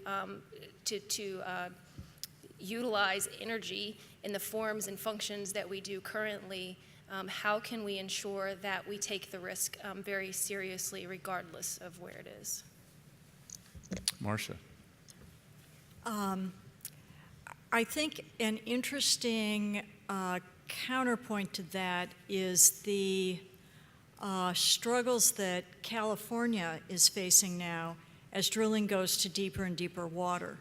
Because California now does not allow drilling in coastal water. There are some legacy wells that are in shallower water. And California felt that by doing that, they would, and of course, all of this came about as a result of the Santa Barbara spill. After the Santa Barbara spill, we got Earth Day, and California put basically a permanent moratorium on future oil drilling. But now, as industry has gone to deeper and deeper waters, now, of course, California has a much deeper shelf.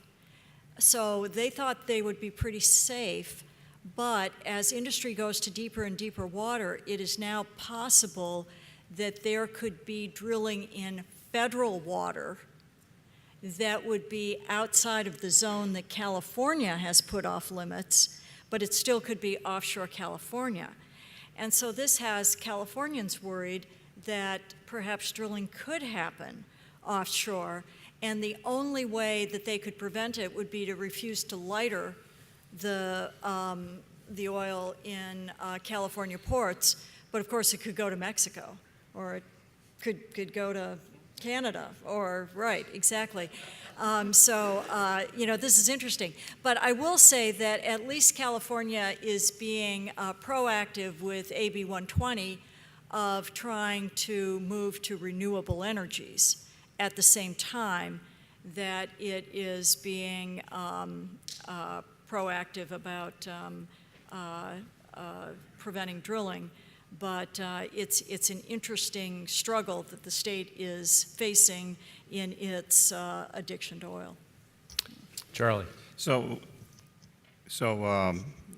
guess I don't want to trivialize the challenges in Deepwater. It's a hugely challenging place, but of course, you have to think about the consequences and the probability, and systems that have good safety and environmental management and have good design processes don't take more risk because things are more challenging. They actually engineer out the risk. It's sort of like the argument of, well, let's don't build any 100-story buildings because, if we just built 50-story buildings, it'd be safer. And that's the part that makes me worry about trivializing. I'm not trivializing. It's a very challenging place, but you can actually engineer out and get the same risk that you do on the shelf by having good safety management systems and good technology and good designs, and it actually the risk is no different.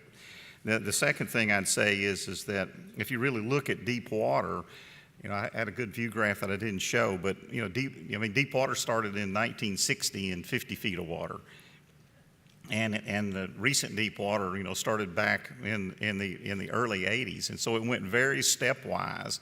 It wasn't just tomorrow we're going to go drill in Deepwater. It actually moved really slowly in stepwise fashion out to 10,000 feet now, and the Gulf only goes to 13,000 feet.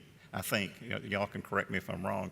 So we're already out in 10,000 feet. So it was a very deliberate, technical, engineered process to move in these steps that got us into 1,000, 3,000, 5,000, and now 10,000. Thank you. Okay, we're going to have to wrap up here after this question. So I'm going to actually push two questions together. I'm sure they came from two different people. And they are that, what do you do about the elected officials who don't know about the law, like the NCP, or if they do, they choose to ignore it? And then should there be more legislation as a result of what we know now from the Deepwater Horizon and other things that have occurred since OPA 90? I think our evolution of preparedness and contingency planning is usually based on the best knowledge we have of the risks that are out there. So as I said, we spent 20 years preventing a tanker accident, and we're largely successful, but as was just demonstrated, in the meantime, we went 10,000 feet deep offshore. I would submit that off Brazil, they're further than that right now. And we also need to understand that there's no risk-free way to extract hydrocarbons from the earth. You can say it's 1 in a million versus 1 in 10,000, but there is risk associated with tapping reservoirs that are under pressure moving forward. So I think the real issue and the real discussion here is this is a mixture of policy and markets.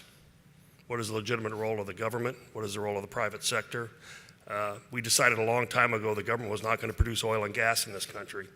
As a result of that and the passage of the Oil Pollution Act in 1990, the outcome for the Deepwater Horizon event had to be co-produced by the government and the private sector moving forward.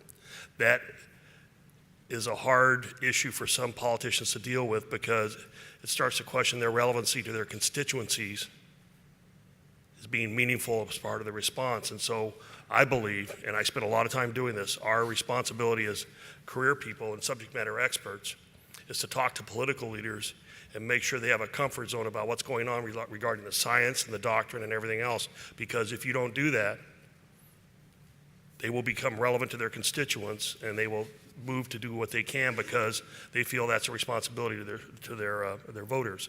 That's not good or bad, folks. That just is. And what it militates towards is a better set of skills to lead up, manage up, if you will, and be able to have a conversation with leaders. Now, we tried to do this with the passage of the Homeland Security Act with the Oil Pollution Act of 1990, the National Contingency Plan. That was not robust enough, and it did not result in an exercise that was meaningful 6 weeks before the rig blew. But that's the nub of this issue. It's creating a cause for action with political leaders that gets them involved rather than their surrogates to try and understand the risk they're assuming. And then once an event occurs, having frank, open conversations, and we had plenty of them, folks. And you have to work your way through it. The more you can remove ambiguity and create clarity in advance of these situations by honest communication with senior political leaders, the better off you're going to be. Anybody else? Last comment. I'll just say really quickly, since somebody already used Billy Nungesser's name in vain today, you know, in thinking about elected officials and when a disaster happens and their community is affected, one potential solution, I mean, elected officials are turning over all the time. They have any number of responsibilities, and in the likelihood of them, you know, the day that they're elected going and reading the National Contingency Plan is probably somewhat slim. However, to the extent that there is a role within the incident command system for local officials, if they have a place, that place can be explained to them just like anybody else who is part of the response. And if there's a clearly defined role, clearly defined expectations that are, you know, kind of easily undertaken, that potentially is one way to avoid you know, everyone running around willy-nilly and making demands, because, you know, what people do when they don't have a particular job to do is make everything their job. And I think we saw that a lot. So. Bethany, one of the final recommendations I made before I retired was to have a parish president's signature on the area contingency plan, because they couldn't reject the planning then when we put it into effect. Oh, that's awesome. Okay, and with that, we'll wrap it up.